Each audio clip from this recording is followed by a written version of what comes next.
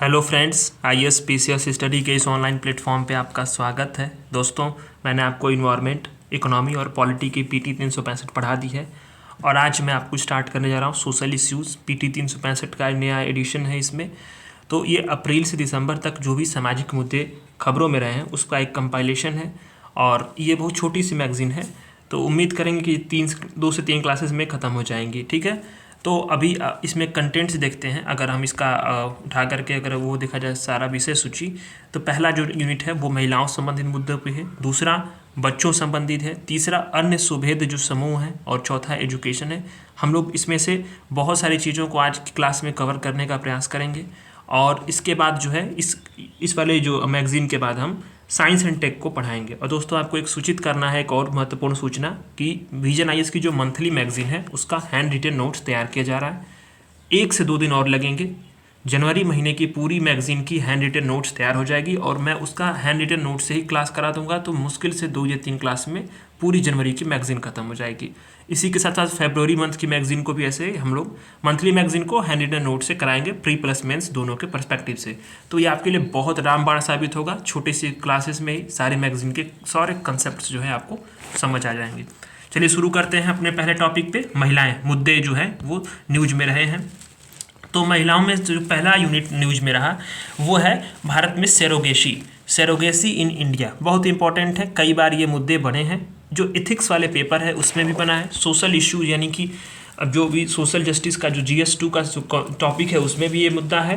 Plus इसमें कुछ नियम विनियम होते हैं तो वो GS2 में ऐसे ही इंपॉर्टेंट होता है। और GS1 में जो महिलाओं संबंधी मुद्दे हैं, ठीक है, वो उसमें भी इंडियन सोसाइटी में उसमें भी बहुत बड़ा ये टॉपिक जो है कहीं ना कहीं यूज हो जाता है। तो पहला यूनिट है आपका इसमें वुमेंस। तो उसमें पहला टॉपिक है सेरोगेसी इन इंडिया। सुर्खियों में क्यों रहा कि पहले ये जानते हैं, परिवार और कल्याण स्वास्थ्य और परिवार कल्याण मंत्रालय ने सेरोगेसी विनियमन संशोधन नियम 2024 के लिए एक नोटिफिकेशन जारी किया। ठीक है, तो किसने जारी किया? स्वास्थ्य और परिवार कल्याण मंत्रालय ने जारी किया। क्या जारी किया? सेरोगेसी के जो रेगुलेशन है उसमें संशोधन नियम थे। ठीक है, कुछ नियमों में संशोधन किया गया, उसके लिए एक नोटिफिकेशन जारी किया गया। ठीक, तो पहले तो हम जानते हैं कि सेरोगेसी होती क्या है, फिर उसका जो नियम है उसके बाद संशोधन नियम समझेंगे। ठीक है, तो ये सारी चीज़ें हैं। इसके बाद हम लोग जब जो है मेन टॉपिक पे आएंगे। तो सेरोगेसी एक प्रोसेस होता है जिसके तहत क्या, अगर कोई महिला या कोई पुरुष, कोई इच्छुक दंपति, ठीक है, दोनों दंपति में से कोई दोनों लोग, अगर क्या है कि कोई और महिला उसके साथ, मतलब उसके बजाय में, जैसे मान लो कि एक पति पत्नी है, ठीक है, और इन्हें कुछ प्रॉब्लम्स हैं, कुछ चिकित्सकीय प्रॉब्लम है और क्या है कि वो बच्चे को जन्म देने में असमर्थ हैं, तो ऐसे में कोई एक दूसरी महिला होगी, इच्छुक होगी, वो गर्भधारण करेगी और वो बच्चे को जन्म देगी। ठीक है, ये चीज़ें इसमें हैं। अब इच्छुक दंपति से ऐसे क्या है कि माता पिता बनने के इच्छुक ऐसे दंपति हो जिनके क्या हो कि चिकित्सकीय जो लक्षण हो वो उसके जेस्टेशनल सेरोगेसी को आवश्यक बनाते हो। मतलब ऐसी हो जैसे कि क्या होगा कि जो सेरोगेट माँ होगी अपने गर्भ में भ्रूण का प्रत्यारोपण कराएगी और इच्छुक दंपति के लिए बच्चे को पालेगी। ठीक, लेकिन बच्चा जो होगा वो आनुवांशिक रूप से सेरोगेट वाली जो माँ होगी उससे संबंधित नहीं होगा। ठीक, क्योंकि उसमें जो अब होता क्या है इसमें कि जो पिता का शुक्राणु होगा, स्पर्म होगा, ठीक है, उसको जो सेरोगेट माँ है उसमें आर्टिफिशियल इंसेमिनेशन किया जाएगा। आर्टिफिशियली तरीके से, मेडिकली तरीके से स्पर्म को वहाँ पे इंजेक्ट करा दिया जाएगा।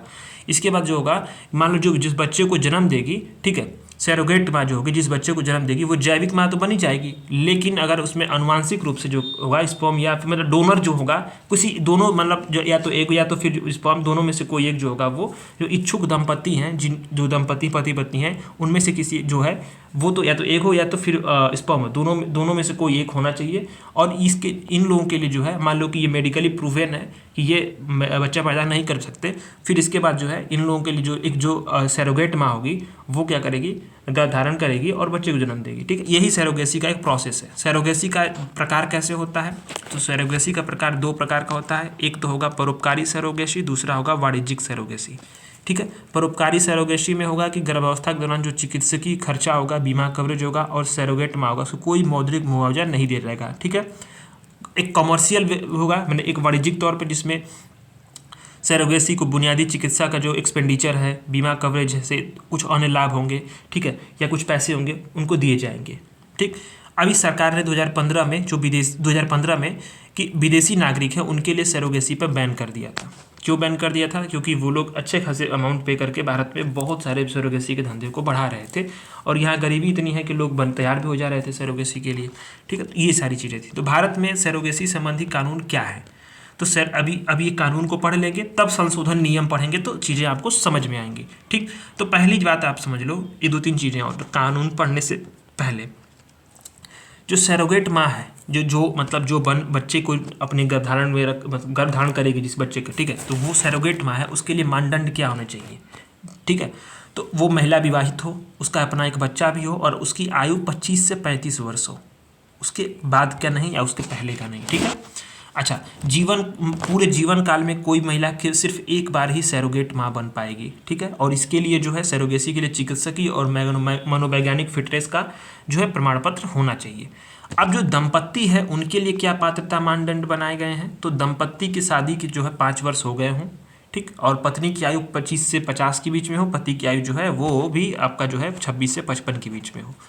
दंपत्ति के बाद कोई भी जो पास कोई भी जीवित बच्चा नहीं हुआ हो, बायोलॉजिकली या गोद लिया हुआ, कैसे भी, मतलब कोई भी बच्चा ना हो। ठीक, ये चीज़ें हैं। अगर मान लो बच्चा अगर कोई है भी, अगर वो क्या है कि शारीरिक रूप से दिव्यांग हो या कोई ऐसी बीमारी से, घातक बीमारी से पीड़ित हो, तो उसको मान्य नहीं रखा जाएगा। ठीक है, सर्टिफिकेशन ऑफ द इसेंशियलिटी, यानी कि जो अनिवार्यता का प्रमाण पत्र, यानी आप सरोगेसी के लिए अनिवार्य है, आप मतलब आप सरोगेसी आपके लिए ही अनिवार्य है। ठीक है, उसका प्रमाण पत्र जो है कैसे जारी किया जाएगा? तो 2-3 स्थितियाँ होंगी। जैसे मान लो कि इनफर्टिलिटी का सर्टिफिकेट जिला मेडिकल बोर्ड जारी कर दे। ठीक, या फिर जो है अगर उसमें देखा जाए कि मजिस्ट्रेट की अदालत ने जो सेरोगेट बच्चे उसके पेरेंट और कस्टडी संबंधी आदेश जारी कर दिया हो, या सेरोगेट माँ के हेतु जो 36 महीने के लिए बीमा कवरेज हो। ठीक है, स्वास्थ्य बीमा कवरेज हो। तो ये सारी चीज़ें होंगी। पात्रता मानदंड दंपत्ति के लिए है और ये सरोगेट माँ के लिए है।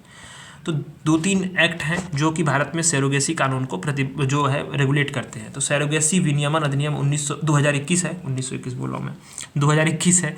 इसमें क्या है, केवल परोपकारी सरोगेसी को अनुमति दी गई है। मतलब अगर आपको जो है ये देखो, इसमें वाणिज्यिक सरोगेसी को हटा दिया गया, यानी कि पैसे लेकर के, ठीक है, जिस प्रकार से एक तरह से एक व्यापार बन जा रहा था, एक प्रकार से ये धन अर्जन करने का तरीका बन रहा था, उस पर इसको हटाया गया, रोक किया गया। यहाँ पे परोपकारी जो सरोगेसी है केवल इसकी अनुमति दी गई है। वाणिज्यिक और जो व्यावसायिक है उसको अपराध की श्रेणी में डाल दिया गया है। किसके? सरोगेसी रेगुलेशन एक्ट 2021 के थ्रू। ठीक है, तो इसको आपको नोट करना है कि अपराध की श्रेणी में वाणिज्यिक सरोगेसी या व्यावसायिक सरोगेसी आते हैं। ठीक, अब इसके एक्ट के जो क्रियान्वयन है उसका समीक्षा करेगी, उसकी निगरानी करने के लिए राज्य ARTSB के लिए, यानी राज्य ARSTB यानी state associated reproductive technology and surrogacy board है, उस पर निगरानी रखने के लिए NARTSB यानी कि जो है आपका कि national assisted reproductive technology and surrogacy board एक बोर्ड है जो उसकी स्थापना की गई है, जो करेगा क्या कि इस एक्ट की क्रियान्वयन की समीक्षा करेगा, कामकाज की निगरानी करेगा, ये सारी चीज़ें हैं। अब आता है कि जो सरोगेट बच्चे हैं उसके मामले में जो अब गर्भपात होगा उसके लिए जो सरोगेट माँ है उसकी लिखित सहमति और प्राधिकारी की अनुमति जो है, उच्च उपयुक्त प्राधिकारी मतलब अथॉरिटी की अनुमति अनिवार्य होगी, आवश्यकता होगी। और ये क्या होगा, MTP एक्ट के अनुरूप होना चाहिए। अभी हम नीचे MTP एक्ट के बारे में पढ़ेंगे, और मैंने डेली आंसर राइटिंग के बीच में करा था तो MTP एक्ट पे मैंने आंसर्स लिखने के लिए दिए भी थे, बहुत सारे अच्छे लोगों ने लिखा था। तो MTP एक्ट आप जानते होंगे, मंथली मैगजीन में मैंने बहुत बार कराया। दूसरा जो एक्ट रेगुलेट करता है वो है सहायक प्रजनन प्रौद्योगिकी विनियमन अधिनियम 2021। यह क्या है? ART अधिनियम। इसका उद्देश्य है कि ART क्लिनिक्स और ART बैंक का विनियमन और परीक्षण करना और दुरुपयोग रोकना है। बस इतना ही समझ लो। इसमें सरोगेसी उपचार को भी शामिल किया गया। तीसरा एक्ट है सरोगेसी विनियम अधिनियम 2022 के प्रमुख प्रावधान। ठीक है, तो इसमें जो नियम थे उसके प्रमुख प्रावधान ये था कि जो सरोगेट माँ है किसी भी जो सरोगेसी के प्रोसेस की जो प्रयास है 3 बार से अधिक नहीं होना चाहिए। हालांकि क्या है कि बच्चा तो सिर्फ एक ही बार आपको करना है सरोगेट जो होगा सरोगेट माँ के लिए, लेकिन प्रयास जो है सिर्फ 3 बार से अधिक नहीं होना चाहिए। जो MTP एक्ट है, सरोगेट माँ को सरोगेसी के दौरान जो है गर्भपात की भी अनुमति दी जा सकती है। जैसे कि गर्भपात की अनुमति बहुत MTP एक्ट के थ्रू नहीं है, लेकिन यहाँ MTP एक्ट के तहत जो है medical termination of the pregnancy act, उसके अनुसार जो सरोगेट माँ है सरोगेसी के दौरान गर्भपात की अनुमति यहाँ पे दी जा सकती है। ठीक है, और 36 महीने का सरोगेट माँ के लिए स्वास्थ्य बीमा खरीदना पड़ेगा। वहाँ पे यहाँ पे बताया भी गया है 36 महीने के लिए बीमा कवरेज होना चाहिए। तो ये सारी चीज़ें हैं। अब आपने इतना देख लिया, तो सरकार ने जो जो नोटिफिकेशन जारी किया है ना, जो भी चीज़ें बताई हैं, जैसे कि इसमें सरोगेसी के लिए, तो उसमें बताया गया है कई सारे नियम बनाए हैं 2022 में। कौन से नियम बनाए हैं कि जिला चिकित्सा बोर्ड यह प्रमाणित करेगा, ठीक, कि जो इच्छुक दंपति है वो चिकित्सकीय रूप से संतान पैदा करने में असमर्थ है, उसे किसी डोनर की आवश्यकता होगी। ऐसे डोनर का जिमेट उपयोग करके सरोगेसी की जाएगी। और लेकिन सरोगेसी जो होगा उसमें से पैदा होने वाले बच्चे में से इच्छुक दंपति में से किसी एक का जरूर होना चाहिए, मतलब महिला का एक में हो या फिर स्पर्म्स में से हो, ठीक है। तो कोई ना कोई एक व्यक्ति का डोनर में वहाँ पे युग्म होना चाहिए, ठीक है। अच्छा, जो सरोगेसी से संतान चलने वाली सिंगल महिला है, स्वयं के जो मतलब अंडाणु और डोनर स्पर्म्स का उसे उपयोग करना पड़ेगा। अच्छा, एक बात और भी है यहाँ पे, एक मतलब एक्ट है, एक जो डिसीजन है सुप्रीम कोर्ट का, इसमें इसको आप मेंस में यूज कर सकते हो कि अरुण मुतुवेली बनाम भारत संघवाद 2023 में सुप्रीम कोर्ट ने मेयर रोकिंसा ताकि कुष्ठर हासर एक सिंड्रोम कोई बीमारी है जो प्रजनन तंत्र को प्रभावित करता है, इनफर्टिलिटी को जो है कारण बनता है, उसमें महिलाओं को जो है सरोगेसी हेतु अंडाणु मतलब दाता अंडाणु के उपयोग की अनुमति दी थी, ठीक है, मतलब उसमें एग्स को तो अनुमति दी थी दूसरे का इस्तेमाल करने के लिए। तो ये सारी चीज़ें हैं, ये सरोगेसी का नियम है, अधिसूचना जारी की गई है। इसमें बताया गया है कि आपको जिला चिकित्सा बोर्ड प्रमाणित करेगा, लेकिन किसी न किसी एक व्यक्ति का इच्छुक दंपति में से युग्मक जो है वो होना चाहिए, किसकी जेमेट होना चाहिए, मतलब बच्चे के लिए, ठीक। तो ये सारी चीज़ें हैं। सरोगेसी को आपने जब समझ लिया होगा, उसके एक्ट को समझ लिया होगा। अब आते हैं भारत में जो गर्भ का समापन है उसके संबंधित कुछ कानून है। सुर्खियों में क्यों रहा है? सुप्रीम कोर्ट ने एक विवाहित महिला के 26, इसको मैंने मंथली मैगजीन में आपको पढ़ाया भी था, मंथली मैगजीन में मैंने बहुत अच्छे से इसको पढ़ाया था। तो 26 सप्ताह से अधिक का जो गर्भ का समापन करने वाली जो मांग थी उसकी याचिका को खारिज कर दिया सुप्रीम कोर्ट ने किया एक विवाहित महिला को, ठीक है, विवाहित महिला को। अगर आपने मंथली मैगजीन पढ़ा होगा तो इस वाले आर्टिकल को पढ़ने की ज़रूरत ही नहीं, क्योंकि इसको सीधे वही रिपीट किया गया है, ठीक। तो मंथली मैगजीन मैंने इसको कराया था और इस सुप्रीम कोर्ट ने कहा कि इसके माँ की तत्काल कोई खतरा नहीं है और यह भ्रूण की विकृति का मामला भी नहीं है, ठीक है। तो ऐसे में इसको जो है गर्भ समापन करने की अनुमति जो है नहीं दी जा सकती। 26 सप्ताह से अधिक का गर्भ समापन की बात की गई थी। तो भारत में जो एबॉर्शन है यानी जो गर्भपात है उसके कानून क्या है? तो IPC की धारा 312 और 313 के तहत उसको गैर कानूनी बनाया गया है, ठीक। ये गैर कानूनी काम है एबॉर्शन। और MTP एक्ट 1971 है, उसी के तरीके से उसने कुछ निर्धारित तरीके बनाए हैं, इसी के माध्यम से जो है आप अपना एबॉर्शन जो होगा वो कराए जाते हैं, ठीक है। तो इसमें 2021 में संशोधन किया गया था ताकि जो है इस महिलाओं के लिए अधिक उपयोगी बना सके MTP को, हाँ। तो ये बात है। और भारतीय न्याय संहिता जो 2023 है, भारतीय न्याय संहिता जो है BNS 2023 में अभी जो बताया ना 3 कानून नया आपराधिक न्याय सुधार में, उसमें बताया गया कि धारा 88 और 92 में गर्भपात संबंधी प्रावधान किए गए हैं। तो जो MTP एक्ट है 2021 वाला जिसमें संशोधन किया गया था, वो क्या करता है कि वो क्या अनुमति देता है, पहले वो समझो। तो 20 सप्ताह की जो गर्भावधि होगी उसमें वहाँ तक चिकित्सक की सलाह पर सभी महिलाओं को गर्भपात की अनुमति होगी, ठीक। अगर 20 से 24 सप्ताह की गर्भावधि है तो उसमें कम से कम 2 चिकित्सक की सलाह पे गर्भ की समाप्ति की अनुमति होगी। और इसमें जो है किन लोगों को होगी, जैसे दिव्यांग हो, नाबालिग हो, बलात्कार पीड़ित महिलाएं हो या फिर व्यभिचार पीड़ित महिलाएं हो, कुछ वनरेबल या गंभीर बीमारी से खतरा मतलब झेल रही हो ऐसी महिलाएं, ऐसे लिए। और 24 सप्ताह से अधिक की जो गर्भावधि होगी उसमें क्या होगा, केवल जो है भ्रूण की विकृति हो, मतलब या तो मतलब बच्चा जो ठीक ना हो, ठीक। दूसरी चीज़ क्या है, और या फिर जो है मतलब कोई अन्य ऐसी स्थिति हो कि वो जीवन को खतरा बन सके माँ के लिए, ऐसी स्थिति पे जो केवल मेडिकल बोर्ड है उसकी सलाह पे एबॉर्शन की अनुमति होगी, मेडिकल बोर्ड, ठीक है, ये ध्यान देना, मेडिकल बोर्ड। तो ये 3 जो है यहाँ पे इस एक्ट में जो संशोधन हुआ था MTP एक्ट 2021 में, 1971 वाले कानून में 2021 में संशोधन हुआ था, तो यही इसमें बताया गया था, ठीक है। अभी इसके अलावा जो है कि मतलब अभी हाल में अभी देखा, अभी सुप्रीम कोर्ट ने फैसला सुनाया था कि जो MTP एक्ट है उसके तहत बलात्कार की जो परिभाषा है उसमें वैवाहिक बलात्कार भी शामिल होना चाहिए, सुप्रीम कोर्ट ने बोला। और सुप्रीम कोर्ट ने देश की सभी महिलाओं को गर्भावस्था के 24 सप्ताह तक का सुरक्षित और कानूनी गर्भपात का अधिकार दे दिया, ठीक, अविवाहित महिलाओं को भी।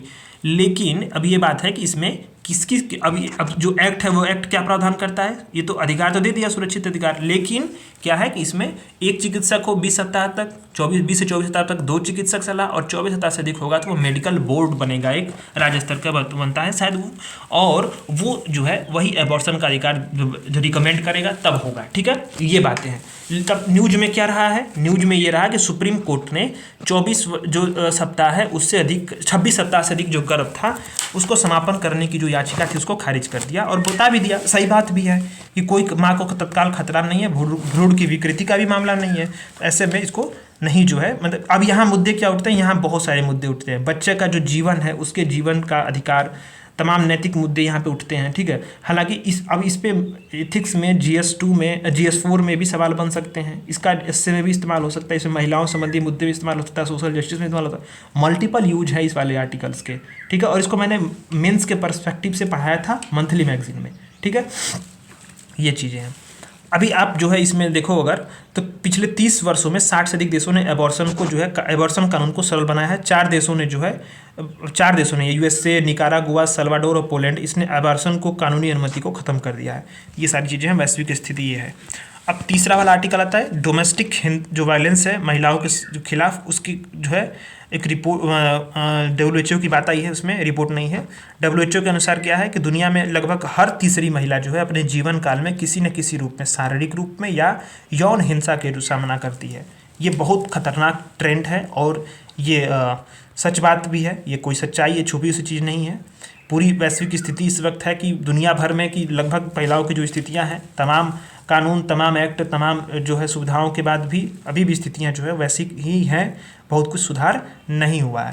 तो WHO के अनुसार है कि दुनिया भर में हर तीसरी महिला जो है जीवन काल में किसी न किसी रूप में, शारीरिक रूप में या यौन हिंसा का सामना करती है। तो भारत में जो स्थिति यह है कि नेशनल फैमिली हेल्थ सर्वे जो है उसमें 5वां वाला जो आया है नेशनल फैमिली हेल्थ सर्वे, उसमें बताया गया था कि घरेलू हिंसा का सबसे सर्वाधिक परसेंटेज कहाँ पे था, तो कर्नाटक में था, कर्नाटक में। इसके बाद कहाँ पे, बिहार में। इसके बाद कहाँ पे है, मणिपुर में। तो ये सारी चीज़ें, इसको ध्यान देना, कर्नाटक किसी का दिमाग ही न जाएगा, ठीक है। तो वो चीज़ को आपको मेंटेन करना है, गलत मत करना। नेशनल फैमिली हेल्थ सर्वे का रिपोर्ट है, UPPCS ऐसे चीज़ों को टारगेट करता है, ठीक है। अभी इसमें बताया गया था नेशनल फैमिली हेल्थ सर्वे में भी कि 18 से 49 आयु वर्ग की जो 30% लगभग महिलाएं हैं, वैवाहिक महिलाएं, वो क्या उसमें वैवाहिक हिंसा का सामना किया, जैसे शारीरिक तौर पे या लैंगिक रूप से इन सारी हिंसाओं का सामना किया है। तो भारत की में घरेलू हिंसा के लिए कानून बनाए गए हैं और उनके लिए बहुत सारे एक्ट भी बने हैं, जिसमें बहुत सारी चीज़ें भी हैं, अन्य पहल भी की गई हैं, ठीक है। तो कौन कौन सी चीज़ें हैं वो देख लेते हैं। तो ये प्रीलिम्स में नहीं पूछेगा कि कौन सा कानून है या कि नहीं है, बट ये चीज़ें कि जानेंगे आप तो हो सकता है कि कोई कानून पूछ ही दे, तो चीज़ें आपको पता रहेंगी तो आप कर ले जाओगे, ठीक है।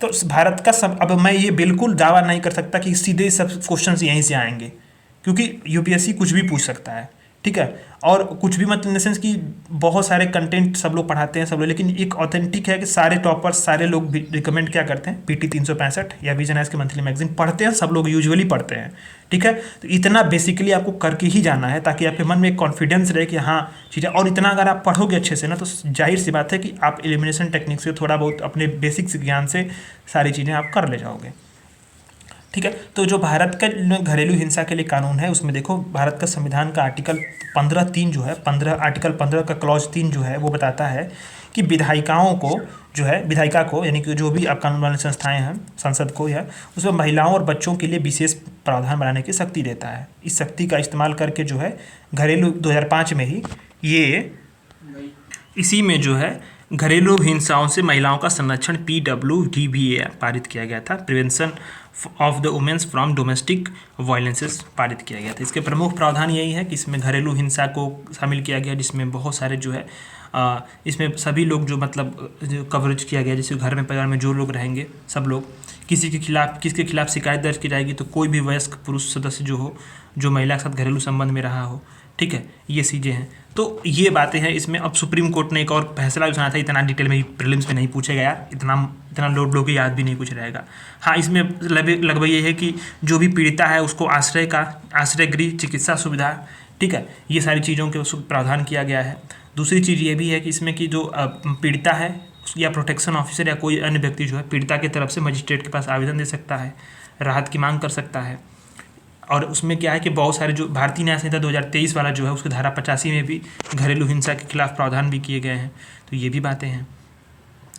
और मान लो कि अगर भारतीय जो दंड संहिता IPC थी उसकी धारा 498A था, तो IPC की धारा वारा नहीं पूछता प्रीलिम्स में। UPSC में आप देखे होंगे PYQ में ये सारी चीज़ें नहीं पूछता है। अभी कुछ अन्य पहल भी की गई हैं। तो PWDVA में 2005 में वैवाहिक बलात्कार को केवल सिविल मामलों के तहत रखा गया है। वैवाहिक बलात्कार के जो आरोपी के खिलाफ कोई क्रिमिनल प्रोसीडिंग नहीं की जाएगी। अभी वर्तमान में जो अभी एक चीज़ इसमें ध्यान देना है, मैंने इसको क्यों हाईलाइट किया है कि भारतीय न्याय संहिता 2023 में जो धोखे से या झूठे वादे से किसी महिला के साथ अगर शारीरिक संबंध बनता है तो उसको अपराध घोषित किया गया है। और 2023 का ही ये भारतीय न्याय संहिता जो है BNS उसमें ये बताया गया है। ठीक, तो ये चीज़ें आपको ध्यान देना है। अभी एक चीज़ और भी है, UN का जो वीमेन और WHO ने UN जो संस्थान है इसमें मिल करके महिलाओं और लड़कियों के खिलाफ हिंसा को जो है रोकने के लिए रिस्पेक्ट वीमेन फ्रेमवर्क को तैयार किया है। ठीक, सार्वजनिक और निजी दोनों स्थानों पे जो भी महिलाओं हिंसा से प्रभावित महिलाएं उनके लिए वन स्टॉप सेंटर भी बनाए गए हैं। ये चीज़ें अभी इसमें इसी में एक और आर्टिकल आता है, भारत में दहेज प्रथा। तो आप बहुत बड़ा ये सामाजिक कलंक है एक तरह से, और एक सामाजिक सच्चाई भी है, एक बुराई भी है। तो सारी चीज़ें हैं ये। तो दहेज प्रथा में नए अध्ययन से मालूम चला है कि भारत में पुरुषों के लिए शिक्षा और रोजगार के अवसरों में जितनी वृद्धि हुई है उतनी ही दहेज का चलन भी बढ़ा है। और यह सबको ही जानता है, अगर आप पढ़ रहे हैं आप जानते होंगे, आप तो खुद भी जो है बहुत सारे लोग जितने लोग बेसिक तैयारी कर रहे हैं इस स्थिति में होंगे कि वो लोग चीज़ों को समझते भी होंगे कि दहेज का जो स्थिति है ना वो क्या है कि आपकी ये इतनी कड़वी सच्चाई है कि इसको आप लोग कितना भी ये क्या है कि किसी अधिनियम के तहत, किसी एक्ट के तहत या सरकार कोई ये नहीं, वो ख़त्म हो नहीं सकता। ये व्यक्तिगत तौर पे प्रयास करने से ही ये ख़त्म हो सकता है। और ये एक कलंक है भारतीय समाज के लिए कि अभी देख लो, अभी ये नया रिपोर्ट्स भी आई है कि इसमें जिस तरह से शिक्षा और रोजगार का अवसर वृद्धि उसी तरह दहेज का चलन भी बढ़ा है। तो दहेज प्रथा ये जानते होंगे कि अभी जैसे दहेज के रूप में या स्त्री धनम के रूप में, दक्षिण भारत में उसको स्त्री धनम बोलते हैं, उसको दहेज के रूप में जाना जाता है, जिसमें अगर माता पिता के पक्ष होंगे, जो विवाह के पक्ष में जो महिलाएं होंगी उसके तरफ से पुरुषों को जो है, पुरुष जो होगा उस पुरुष वर्ग की तरफ से जो है वहाँ पे उनको कुछ धन या कुछ उपहार के तौर पे तमाम चीज़ें दी जाती हैं। किसी राज्यों में जो है पुरुषों की तरफ से महिलाओं को दी जाती हैं। तो अनेक प्रकार का जो है रीति रिवाज के अनुसार चलन है। मूल्य संपत्ति या मूल्यवान प्रतिभूति को दहेज बोला जाता है, जो दी जाती हैं सहमति के लिए, सहमत जो होगा वो। ठीक है, तो दहेज के लिए हत्या को भारतीय जो दंड संहिता IPC उसको 1986 में अपराध के रूप में जोड़ा गया था। ठीक, और इसमें बहुत सारी चीज़ें अपराध के रूप में मानी जाती हैं। तो दहेज प्रथा अधिनियम 1961 भी है, जो क्या करता है, दहेज प्रथा को एक संज्ञेय कॉग्निजेबल ऑफेंस मानता है। ठीक, इस अधिनियम के तहत जो प्रत्येक अपराध अगर होगा दहेज के संबंधित वो गैर जमानती होगा। उस अपराध में अगर नामजद व्यक्ति है तो उसको जमानत नहीं मिलेगी। नॉन कॉम्पाउंडेबल होगा, यानी उसमें कोई समझौता भी नहीं होगा। ठीक, ये भी चीज़ें हैं। और स्वयं को निर्देश जो साबित करने की जिम्मेदारी होती है वो किसकी होती है, वो आरोपी पर ही होती है। ठीक, अब दहेज प्रतिषेध अधिकारी की नियुक्ति राज्य सरकार को करनी होती है। तो इम्पॉर्टेंट बात यह है, दहेज प्रतिषेध अधिकारी है उसकी नियुक्ति राज्य सरकार को करनी होती है। ये बात को आपको ध्यान देना है। ठीक, अब दहेज लेना या देना, उसके लिए उकसाना, दहेज की मांग करना, उससे संबंधित विज्ञापन वगैरह सारी चीज़ें इसमें हैं, इसमें शामिल होता है। लेकिन इस दहेज प्रतिषेध अधिनियम का दुरुपयोग भी बहुत भयंकर तरीके से हुआ है, इसलिए इसकी क्रेडिबिलिटी पे भी सवाल उठ जाते हैं।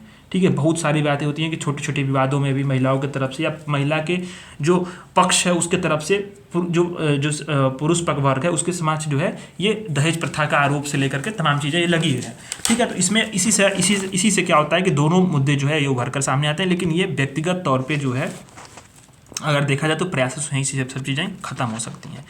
स्टेम सेक्टर में महिलाएं, स्टेम क्या होता है, साइंस, टेक्नोलॉजी, इंजीनियरिंग और मैथमेटिक्स। ठीक है, स्टेम का फुल फॉर्म ये हुआ, साइंस, टेक्नोलॉजी, इंजीनियरिंग, मैथमेटिक्स। तो इन सारे क्षेत्र में महिलाओं की जो स्थिति है उसके बारे में ये बात की जा रही है यहाँ पे। तो सुर्खियों में क्यों रहा, आपको यही बात को ध्यान देना कि सुर्खियों में क्यों रहा। तो प्रधानमंत्री ने जो एविएशन सेक्टर है, विमानन क्षेत्र है, उसमें लड़कियों के प्रवेश का समर्थन करने के लिए बोइंग सुकन्या कार्यक्रम को शुरुआत की। क्या शुरुआत की, बोइंग सुकन्या कार्यक्रम। ठीक है, सबसे इंपॉर्टेंट बात यह है। अब इस कार्यक्रम के बारे में हमें क्या जानना है कि इस कार्यक्रम के तहत क्या किया जाएगा कि जो लड़कियां हैं भारत की उनको बोइंग सेक्टर में यानी एविएशन सेक्टर में आने के लिए प्रोत्साहित करने का लक्ष्य रखा गया है। ठीक, यह कार्यक्रम जो होगा महिलाओं को स्टेम यानी कि साइंस, टेक्नोलॉजी, इंजीनियरिंग और मैथमेटिक्स जैसे क्षेत्रों में कौशल सीखने में मदद करेगा। नौकरियां प्राप्त करने के लिए प्रशिक्षण दिया जा सकेगा इनके लिए। ठीक है, इसी के लिए 150 स्थानों पे स्टेम लैब बनाई जाएंगी। भारत में अगर स्थिति देखी जाए तो 15% पायलट महिलाएं हैं और वैश्विक औसत से 3 गुना अधिक है। ठीक, डेटा देखा जाए तो स्टेम कोर्सेज में अगर महिलाओं का जो नामांकन दर है वो बढ़ करके 42% हो चुका है, और कुल अगर कार्य सेक्टर देखा जाए स्टेम सेक्टर में तो महिलाओं की भागीदारी 29% है।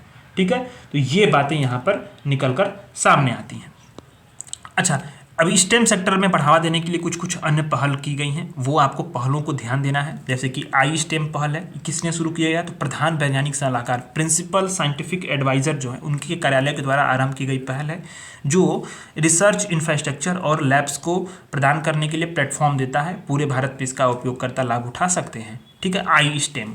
अब एक पहल है वेस्ट, इंजीनियरिंग टेक्नोलॉजी विज्ञान और प्रौद्योगिकी सेक्टर में महिलाएं, वेस्ट एक नई आई स्टेम पहल है। ठीक है, वेस्ट एक नई जो है आई स्टेम पहल है, जिसका उद्देश्य क्या है कि महिलाओं को विज्ञान, टेक्नोलॉजी और इनोवेशन में उसके इकोसिस्टम में हेल्प करने के लिए सशक्त बनाएगा। विज्ञान ज्योति कार्यक्रम, विज्ञान ज्योति पहल की शुरुआत किसने की है, विज्ञान और प्रौद्योगिकी मंत्रालय ने की है। उद्देश्य क्या है, हाई स्कूल में जो भी पढ़ेंगी महिलाएं, जो एकदम तेज तरार लड़कियां होंगी उनको स्टेम सेक्टर में हाई एजुकेशन प्राप्त करने के लिए अवसर देना। ठीक है, इसका ये उद्देश्य है। किरण पहल, किरण पहल क्या है, पोषण के माध्यम से अनुसंधान उन्नति में ज्ञान भागीदारी। इसकी शुरुआत किसने की है, विज्ञान और प्रौद्योगिकी मंत्रालय ने ही की है। प्रौद्योगिकी के क्षेत्र में जो विभिन्न कार्यक्रम है उसके माध्यम से महिला वैज्ञानिकों को प्रोत्साहित करना, किरण पहल। तो आपको विज्ञान ज्योति पहल, किरण पहल, वेस्ट पहल, आई स्टेम पहल सबको जानना है। ठीक है, गति, gender advancement for transforming institution.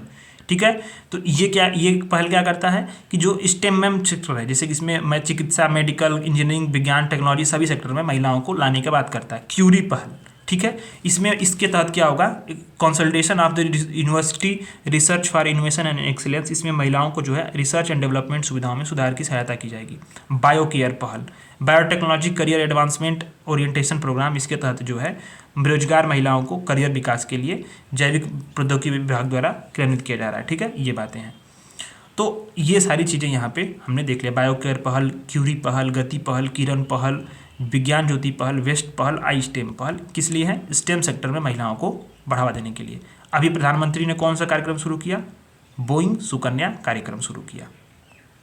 ठीक, तो ये आर्टिकल हमने देख लिया। अब आते हैं हम लोग कार्यस्थल पर यौन उत्पीड़न, ये बहुत बड़ा मुद्दा है और विशाखा गाइडलाइंस के अनुरूप ही जो है ये सारी चीज़ें बनी हुई हैं।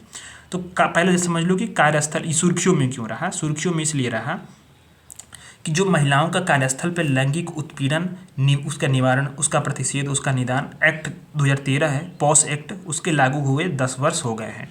पॉस एक्ट लागू हुआ था, ठीक, तो उसी का जो है लागू हुए 10 वर्ष जब हो गए हैं, तो इसीलिए सुर्खियों में ये रहा है। तो कार्यस्थल पर यौन उत्पीड़न की बात करने की जब बात हम आती है तो देखा जाए तो कार्यस्थल पे जो माहौल है ना उसको सुरक्षित, महिलाओं के लिए सुरक्षित करना है, जहाँ काम कर रहे हैं उनके माहौल सुरक्षित हों, उनके लिए पॉस एक्ट बनाया गया था, जिसके उद्देश्य यही था कि जो भी वर्क स्पेस है वहाँ पे क्या हो कि जो भी महिलाओं के खिलाफ यौन उत्पीड़न की घटनाओं को रोका जाए, प्रतिबंधित की जाए, शिकायतों को दूर की जाए। अब इसका जो मतलब कैसे ये एक्ट आया, पॉस एक्ट आया, तो इसमें इसका जो आधार था वो विशाखा गाइडलाइंस थी। 1997 में सुप्रीम कोर्ट के निर्णय पे विशाखा गाइडलाइंस का, आप जानते होंगे, अब विशाखा गाइडलाइंस को बहुत लोग नहीं जानते होंगे, तो वो कार्यस्थल पर यौन उत्पीड़न के संबंध में रोकने के लिए सुप्रीम कोर्ट की गाइडलाइंस आई थी 1997 में। ठीक, अब इसी विशाखा गाइडलाइंस में जो कार्यस्थल पर यौन उत्पीड़न को डिफाइन किया गया था और इस संस्थाओं पे 3 प्रमुख लाइबिलिटीज को रखा गया। ठीक है, ऑब्लिगेशंस को तय किया गया, 3 जो प्रमुख दायित्व थे। कौन सा, कि जो यौन उत्पीड़न उस पर बैन किया जाए, उसका रोकथाम और निवारण किया जाए, और साथ ही संस्थाओं को जो है आंतरिक शिकायत समिति गठन की जाए। विशाखा गाइडलाइंस में सुप्रीम कोर्ट ने ये कहा था। ठीक, विशाखा उसी के आधार पे जो है पॉस एक्ट फिर उसी के जो है बेस पे बना गए 2013 में। 10 वर्ष हो चुके हैं, इसीलिए न्यूज में रहा। अब पॉस एक्ट के बारे में जानते हैं। तो पॉस एक्ट में बताया गया यौन उत्पीड़न की परिभाषा। जैसे यौन उत्पीड़न की परिभाषा यह है कि अगर प्रत्यक्ष रूप से या मंशा व्यक्त करके किसी एक व्यक्ति के साथ जो है यौन उत्पीड़न किया, जैसे कि शारीरिक संपर्क हो या यौन प्रस्ताव देना, ठीक, या फिर यौन अनुग्रह की मांग या अनुरोध करना, अश्लील टिप्पणी करना, अश्लील चित्र दिखाना या साहित्य दिखाना, या फिर कोई मौखिक, गैर मौखिक या कोई भी इस प्रकार का जो है व्यवहार करना। ठीक, अब इसमें कार्यस्थल की परिभाषा ये दी गई है कि ऐसा कोई स्थान जहाँ क्या है कि कर्मचारी रोजगार की वजह से या रोजगार की अवधि में जाना जाता है, मतलब कार्य करने आता है। ठीक, अब इसमें जो है परिवहन के साधन भी शामिल, मान लो किसी अगर कोई कंपनी है और वो क्या करती है, वो बस भेजती है या कोई अपनी गाड़ी भेजती है इस तरह से अपने कर्मचारियों को लाने के लिए, तो वो कर्मचारी को परिवहन भी आपका कार्यस्थल के तौर पे उसमें माना जाएगा। क्या पता है परिवहन में ही जो है बहुत सारी यौन मतलब उत्पीड़न की समस्या आने लगे, तो फिर उसलिए जितनी सारी चीज़ें उससे संलग्न है वो उसको उसमें शामिल करता है कार्यस्थल के तौर पर। ठीक, अब इस कार्यस्थल में संगठित और असंगठित दोनों प्रकार के सेक्टर शामिल हैं, यानी अनऑर्गेनाइज सेक्टर और ऑर्गेनाइज सेक्टर। पीड़ित महिलाएं, इसमें सभी महिलाओं को शामिल किया गया है, कोई भी उम्र हो, चाहे रोजगार हो, मतलब अब यह कॉन्ट्रेक्चुअल रोजगार हो या फिर परमानेंट हो, सभी महिलाओं को इसमें शामिल किया गया है। ठीक, ये बात है सार्वजनिक निजी सेक्टर सब में इसमें। ठीक, अभी एक बात है, अब आता है कि इसमें अब शिकायत निवारण तंत्र बनेगा।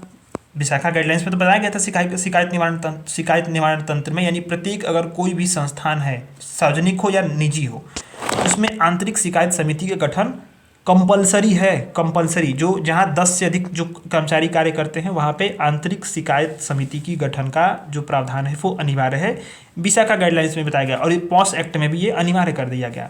ठीक, अब इसमें 4 सदस्य होना चाहिए समिति में और 50% इसमें महिलाएं होनी चाहिए, यानी कि 4 में से 2 महिलाएं होनी चाहिए। ठीक, और 2 पुरुष होने चाहिए इसमें, और इसमें एक बाहरी भी होना चाहिए, जैसे 50% महिलाएं होंगी, यानी कि 4 सदस्य होना चाहिए कम से कम। मान लो कि 6 सदस्य हैं, ठीक, मान लो कि 6 सदस्य हैं इस आंतरिक शिकायत समिति में। मान लो किसी कंपनी एक्स कंपनी है, उसमें 6 सदस्य हैं, इसमें से 3 महिलाएं होंगी, एक बाहरी व्यक्ति होगा और 2 लोग मान लो कोई पुरुष हो सकते हैं उसके या कोई भी हो सकते हैं। ठीक, अब इस समिति के पास जो होता है, आंतरिक शिकायत समिति के पास दीवानी अदालत के समान शक्तियाँ होती हैं, इसको भी आपको नोट करना है।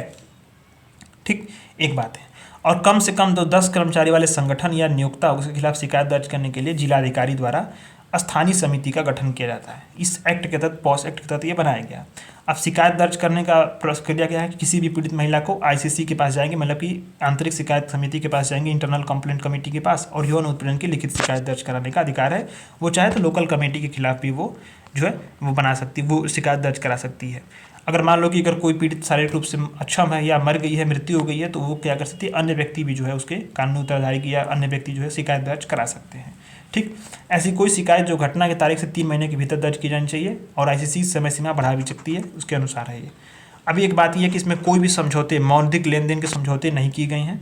हाँ, सुलह के लिए कदम उठ सकता है, लेकिन मौद्रिक लेन देन नहीं होना चाहिए कोई भी। ऐसा नहीं कि आप पैसा दे करके आप उसको सुलह कर लो, ये सारी चीज़ें नहीं होनी चाहिए। अब चाहे तो आईसीसी या तो पीड़ित की शिकायत तो आगे कार्रवाई के पास पुलिस के पास भेज सकती है, या अपने स्तर पे जो है जांच करके 90 दिन के भीतर पूरा करके रिपोर्ट जो है वो 10 दिनों के भीतर नियोक्ता को सौंप देती है। ये चीज़ें हैं। ठीक, अब चाहे अगर पीड़ित चाहे तो अगर संतुष्ट नहीं है तो 90 दिन के भीतर वो अदालत में अपील भी कर सकती है। और महिलाओं की जो जवाबदेह पक्ष होगा, गवाह होगा, इन सारी चीज़ों की पहचान गोपनीय रखी जाएगी। अब इसमें कोई सार्वजनिक नहीं की जाएगी, ताकि उसका जो है मतलब होती है ना कि अब उसमें उसकी भी निजता का ख्याल रखा जाए। ये सारी चीज़ें यहाँ पे आती हैं। तो ये पूरे एक गाइडलाइंस हैं, सारी चीज़ें हमने देख ली इसमें का कुछ भी नहीं। हाँ, एक वैश्विक मानदंड क्या है, जो वर्क स्थल है, उस कार्यस्थल है, वर्क स्पेस है, वहाँ पे क्या है वैश्विक मानदंड। तो आईएलओ का कन्वेंशन 1990 है, अरे 1990 बोल रहा हूँ मैं, 190 है। उसमें हिंसा और उत्पीड़न से रहित विश्व में काम करने के हर अधिकार को मान्यता देता है। अंतर्राष्ट्रीय संधि है जिसमें कि जेंडर आधारित हिंसा और उत्पीड़न भी शामिल है। भारत ने इसका अनुसमर्थन नहीं किया। भारत ने जिसका अनुसमर्थन किया है वो ये वाला है। ठीक है, CEDAW, यानी कि महिलाओं के विरुद्ध सभी प्रकार के भेदभाव पर उन्मूलन के लिए यूएन का कन्वेंशन। ठीक है, 1979 में यूएन महासभा द्वारा अपनाया गया था। भारत ने इसका रेक्टिफिकेशन किया है। ठीक है, भारत ने इसको रेक्टिफाई किया। तो ये सारी चीज़ें हैं। तो हमने ये देख लिया सारी चीज़ें। अब आता है हम लोग का नेक्स्ट वाला जो आर्टिकल है, वो है कि menstrual hygiene in India, Bharat में मासिक धर्म स्वच्छता। तो हाल ही में सुर्खियों में क्यों रहा कि स्वास्थ्य और परिवार कल्याण मंत्रालय ने मासिक धर्म स्वच्छता पर राष्ट्रीय नीति का मसौदा जारी किया। अब ये मासिक धर्म स्वच्छता नीति का मसौदा के बारे में जानना है, उसके पहले सारी चीज़ों को थोड़ा और जान लेते हैं कि भारत में अभी वर्तमान में क्या स्थितियां हैं मासिक धर्म की स्वच्छता को बढ़ावा देने के लिए। अच्छा, पहले इसको देख लेते हैं मसौदा के बारे में। ठीक, तो ड्राफ्ट नीति जो बनाई गई है मेंस्ट्रुअल जो हाइजीन पे, उसमें बताया गया है कि जो मासिक धर्म जो है वो प्रजनन आयु की जो लड़कियां और महिलाओं सहित सभी के लिए केवल क्या है, एक प्राकृतिक शारीरिक प्रक्रिया होती है, नेचुरली है ये। ठीक, अब इससे सुनिश्चित यह करना है कि जो लड़कियां महिलाएं हैं मासिक धर्म के दौरान जो कलंक मुक्त जीवन जी सके, यानी बहुत सारे अंधविश्वास और अन्य चीज़ें जो है अभी भारतीय समाज में व्याप्त हैं, इसी से बचाने के लिए यहाँ पे किया गया है। और बताया भी गया है कि वंचित और कमजोर आबादी उसको प्राथमिकता देनी है, और मासिक धर्म स्वच्छता संबंधी जो भी संसाधन है समान तौर पर उन लोगों तक पहुँच जाए, मतलब एकदम इक्वली सबको डिस्ट्रीब्यूट हो और सब वहाँ पहुँचे। देखा जाए अगर एक फैक्ट के रूप में ये इंपॉर्टेंट है कि स्पेन जो है महिला कर्मचारियों को सवैतनिक यानी वेतन भी देगा, लेकिन मासिक धर्म के दौरान अवकाश देने वाला पहला यूरोपीय देश भी बन चुका है। कौन? स्पेन। अभी आपने देखा कि अभी देख लिया है वो जो अभी नई जो है कि अभी नीति जारी की गई है, मसौदा भी आएगी, जब पॉलिसी जब बन जाएगी तब एक बार और भी आएगा, तो सारी चीज़ों को समझेंगे उसमें। तो मासिक धर्म को स्वच्छता देने के लिए कौन से कार्यक्रम चलाए गए हैं? तो मासिक धर्म स्वच्छता कार्यक्रम 2011 भी चलाया गया। स्वच्छ भारत मिशन सरकार ने चलाया। मासिक धर्म स्वच्छता प्रबंधन के लिए राष्ट्रीय दिशा निर्देश 2015 में जारी किए गए। और ये केस स्टडी के रूप में आप लिख सकते हो मेंस में। महाराष्ट्र में अस्मिता योजना और राजस्थान में उड़ान, उड़ीसा में खुशी योजनाएं हैं। ये 3 योजना है। महाराष्ट्र में अस्मिता योजना, राजस्थान में उड़ान योजना, उड़ीसा में खुशी योजना। इसमें होता क्या है कि जो किशोरियाँ हैं उनको सब्सिडी वाला या निःशुल्क सैनिटरी नैपकिन वितरित करने का प्रावधान किया गया है इस योजनाओं के तहत। अभी जो मासिक धर्म स्वच्छता, इसके बढ़ावा देने के लिए कुछ अन्य पहल भी की गई हैं। 28 मई को मासिक धर्म स्वच्छता दिवस मनाया जाता है। अभी रेड डॉट अभियान किसके द्वारा चलाया गया है? तो यूएन के द्वारा चलाया गया। किस लिए? जो मासिक धर्म स्वच्छता के लिए।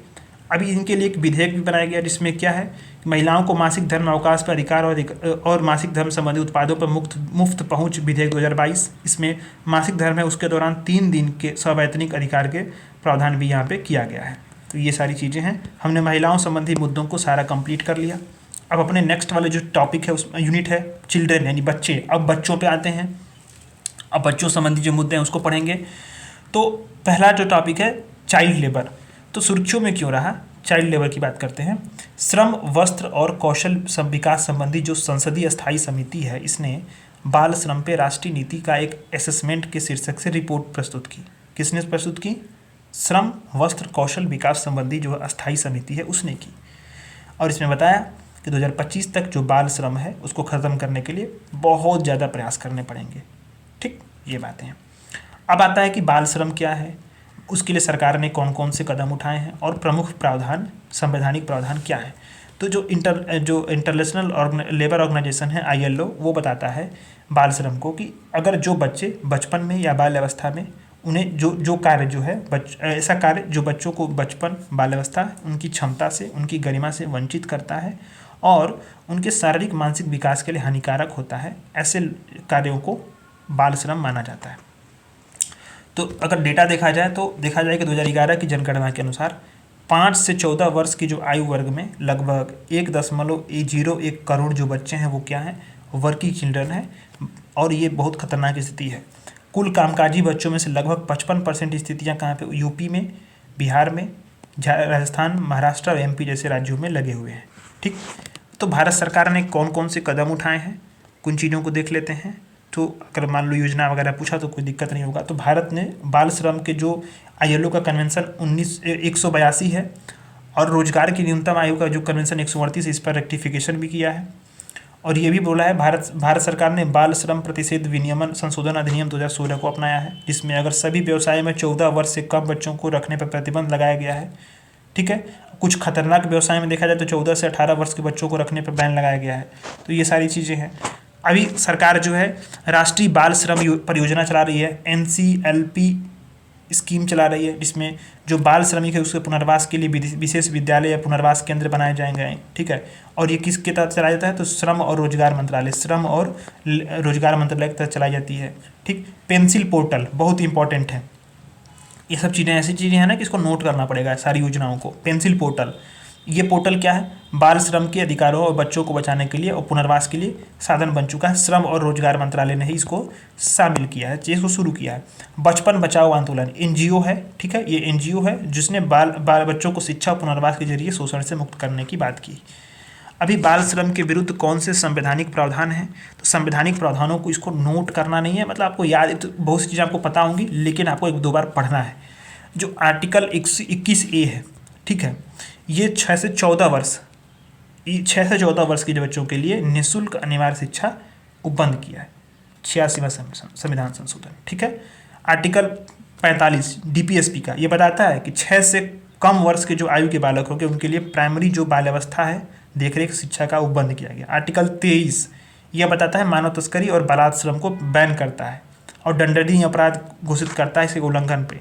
आर्टिकल 24 ये बताता है कि 14 वर्ष से कम आयु के बच्चों को किसी भी बालक को कारखाने में खदान में काम करने के लिए रोजगार पे नहीं रखा जाएगा या फिर ऐसे संकट भरे या जोखिम भरे कार्य में नहीं लगाया जाएगा।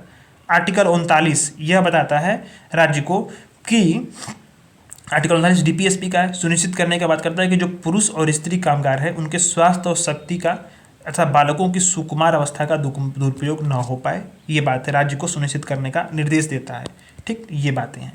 देख लिया हमने, सब कुछ हो गया। अब आता है हम लोग दूसरा वाला आर्टिकल, चाइल्ड एडॉप्टेशन पे। सुर्खियों में क्यों रहा उसको हम लोग जानते हैं। तो सुप्रीम कोर्ट ने ए टेम्पल ऑफ द हीलिंग बनाम भारत संवाद में बच्चों को एडॉप्टेशन पूल में लाने के लिए सहयोगात्मक प्रयासों का आह्वान किया है। तो टेम्पल ऑफ हीलिंग बनाम भारत संवाद के बारे में थोड़ा सा जान लेते हैं। ठीक है, इसमें अभी इसके पहले जानते हैं भारत में जो गोद लेते हैं, दत्तक प्रक्रिया होती है वो क्या है। तो दत्तक एडॉप्टेशन का आशय यह है, ऐसी प्रोसेस होती है जिसमें जो गोद लिया हुआ बच्चा होगा अपने जैविक माता पिता से अस्थायी रूप से अलग हो जाता है और जो गोद लेता है उसका वैध संतान बन जाता है। इसके लिए 2 कानून भी हैं, हिंदू दत्तक ग्रहण भरण पोषण अधिनियम हेमा एक्ट 1956 जिस अभी ठीक है। अब इसी मतलब ये बातें हैं जिसमें यह कानून है जिसमें क्या है कि अगर हिंदू माता पिता अभिभावक अपनी संतान को किसी अन्य हिंदू माता पिता को गोद लेने के लिए दे सकते हैं। दूसरा है जेजे एक्ट 2015 और दत्तक ग्रहण विनियमन 2022। ठीक, ये बातें हैं। ये एक्ट क्या बताता है कि जी अनाथ या सौंपे गए बच्चे या रिश्तेदारों के बच्चों को देश के बाहर या भीतर जो है दत्तक ग्रहण को शासित करता है। जेजे एक्ट 2015, इसके बारे में नीचे हम लोग अच्छे से पढ़ेंगे, जेजे एक्ट 2015 के बारे में और दत्तक विनियम 2022 के बारे में। ठीक है, तो ये बातें हैं। अभी इसके लिए जो अभी देखा जाए भारत में जो बच्चों के गोद दत्तक ग्रहण की जो नियंत्रित करने वाले कौन कौन से मौलिक सिद्धांत हैं, तो बच्चों के हितों को सर्वोपरि माना जाता है। ऐसे मतलब जहाँ तक संभव हो बच्चे को उसी परिवेश में रखा जाएगा जिससे वो परिचित है। अभी गोद लेने वाले सभी मामले उसको क्या है कि child adaptation resource information and guidance system पे पंजीकरण करना चाहिए और गोपनीयता बनाए रखनी चाहिए। और क्या है कि बच्चों को गोद लेने की प्रक्रिया में भारतीय नागरिकों को प्राथमिकता जाती है। ये सारी चीज़ें हैं। तो अभी भारत में जो अभी हाल ही में क्या टेम्पल ऑफ द हीलिंग जो मामला है उसमें बताया गया है कि जो बाल देखभाल संस्थान है, चाइल्ड केयरिंग जो इंस्टीट्यूशंस हैं उसमें जो अधिक बच्चों को शामिल करके एडॉप्टेशन पूल को बढ़ाना चाहिए। ठीक, जैसे एडॉप्टेशन वाली पूल बढ़े।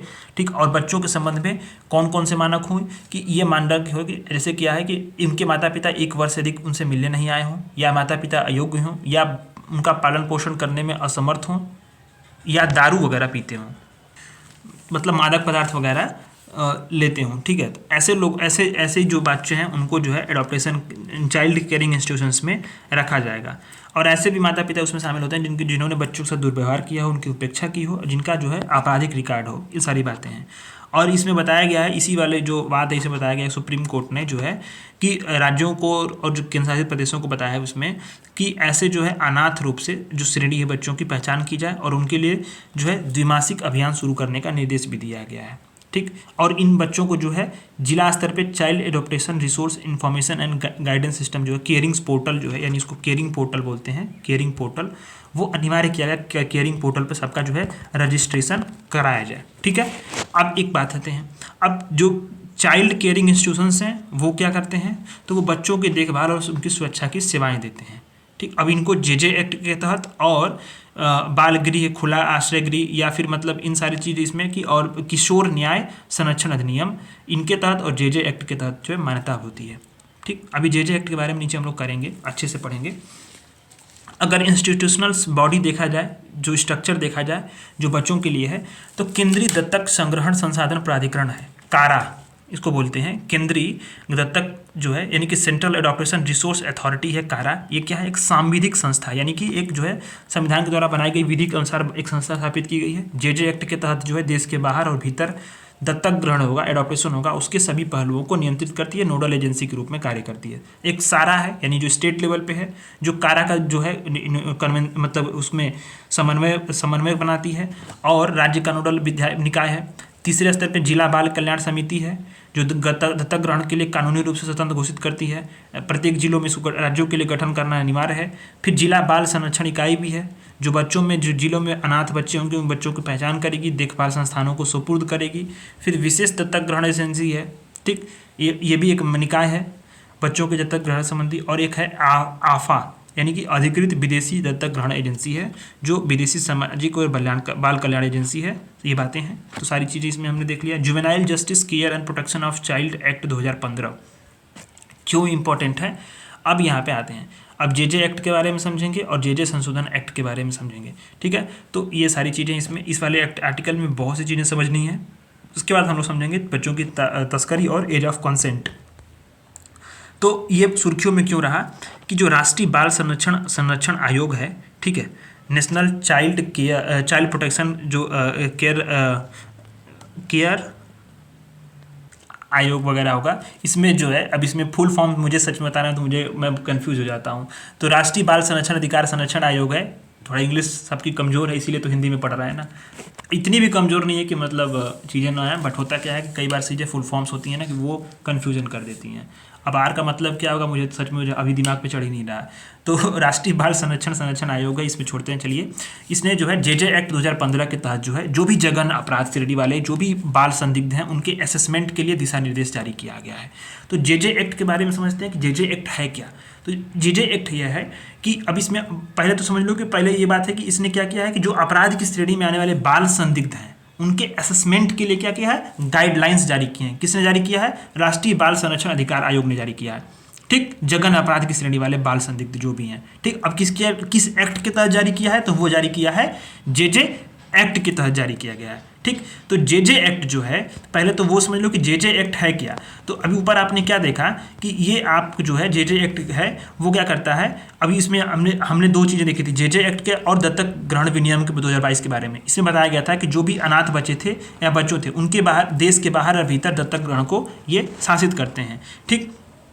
और लेकिन यहाँ पे जो है, यहाँ पे जे एक्ट क्या किससे संबंधित है कि बालक को ऐसे रूप में वो परिभाषित करता है जे एक्ट कि इसने 18 वर्ष की आयु पूरी नहीं की हो, मतलब 18 वर्ष से वो कम हो। और 2015 में ऐसा मतलब जोड़ने के लिए एक संशोधन भी किया गया था कि अगर मान लो कि 16 से 18 वर्ष की आयु वाला बालक है, 15 वर्ष से मतलब ऊपर हो और 16 से 18 वर्ष के बीच का हो, 18 वर्ष से नीचे ही हो, अगर उसने कोई जघन्य अपराध कर दिया है तो उसके लिए क्या है, उसके संबंध में कुछ जो मुकदमा चलेगा वो एक जो है एडल्ट व्यक्ति के अनुसार चलेगा, यानी कि वयस्क व्यक्ति के अनुसार ही चलेगा, ठीक है। ऐसी बात करता है यहाँ पे। अब ये जुवेनाइल जस्टिस बोर्ड यही निर्धारित करता है कि ऐसे बालक पे वयस्क के रूप में चले मुकदमा या नाबालिग के रूप में चले। तो कौन निर्धारित करता है, जुवेनाइल जस्टिस बोर्ड करता है, ठीक। जे एक्ट क्या करता है, ये बालकों को ऐसे रूप में परिभाषित कर देता है कि जिसने 18 वर्ष से आयु नहीं पूरी की हो। और इसमें संशोधन किया गया था कि अगर मान लो 16 से 18 वर्ष की आयु का बालक है कोई और उसने अपराध कर दिया जघन्य अपराध, ठीक है, इसने बहुत खतरनाक अपराध कर दिया, तो ये जुवेनाइल जस्टिस बोर्ड होगा, ये निर्धारित करेगा कि इसके खिलाफ जो है चाहे तो वो वयस्क व्यक्ति के तौर पे चला दे मुकदमा या नाबालिग के रूप में चला दे, ये तय कौन करेगा, जुवेनाइल जस्टिस बोर्ड करेगा। तो अभी हाल ही में जो है संशोधन हुआ था 2021 में और 15 में, तो ये बताया गया था। तो जे एक्ट जो है वो किशोरों में एडॉप्टेशन संबंधी प्रावधान जो करता है, 2015 वाला जो एक्ट था उसमें था कि दीवानी न्यायालय द्वारा दत्तक ग्रहण की जो है प्रक्रिया पूरी होती है, ठीक है, ये बात आदेश जारी होने के बाद। लेकिन 2021 में संशोधन बताया गया उसमें कि डीएम और एडीएम चाहें तो दत्तक ग्रहण का आदेश जारी कर सकते हैं। अपील यहाँ पे जे एक्ट 2015 में बताया गया था कि बाल कल्याण समिति द्वारा आदेश होगा, उसके खिलाफ कोई अपील नहीं होगी। तो यहाँ बताया गया 2021 में जो संशोधन उसमें बताया गया कि चाहे तो 30 दिनों के भीतर अगर इसके खिलाफ डीएम द्वारा कोई भी व्यक्ति मतलब आदेश पारित है तो उसके खिलाफ कमिश्नर के खिलाफ जो कमिश्नर के समक्ष अपील दायर की जा सकती है 30 दिनों के भीतर। इसमें 2015 में बताया गया था कि जो अपराध होंगे उसको 3 कैटेगरी में बांटा जाएगा। एक तो होगा जघन्य अपराध, दूसरा होगा गंभीर अपराध, तीसरा होगा छोटा अपराध, ठीक, जो भी किशोर ऐसे करेंगे कार्य। तो 2021 में बताया गया जो संशोधन हुआ इसमें बताया गया कि इनको क्या है कि अभी जो मतलब इस प्रावधान बताया गया शिल्पा मित्तल बनाम राष्ट्रीय राजधानी क्षेत्र जो वाद था सुप्रीम कोर्ट का, इसमें गंभीर अपराधों की परिभाषा को पुनर्भाषित किया गया, यानी जो सीरियस ऑफेंसेस हैं इसमें इस परिभाषा को कुछ चेंज किया गया। इसमें अपराध के लिए 3 से 7 साल की सजा भी थी। और ये बात इसमें की गई कि जिन अपराधों के लिए मैक्सिमम 7 वर्ष से अधिक सजा 7 वर्ष से अधिक है और जिनके लिए कोई न्यूनतम सजा नहीं की गई है या 7 वर्ष से न्यूनतम सजा का प्रावधान नहीं है, उन्हें गंभीर या घोर अपराध माना जाएगा। तो ये सारी चीज़ें हैं।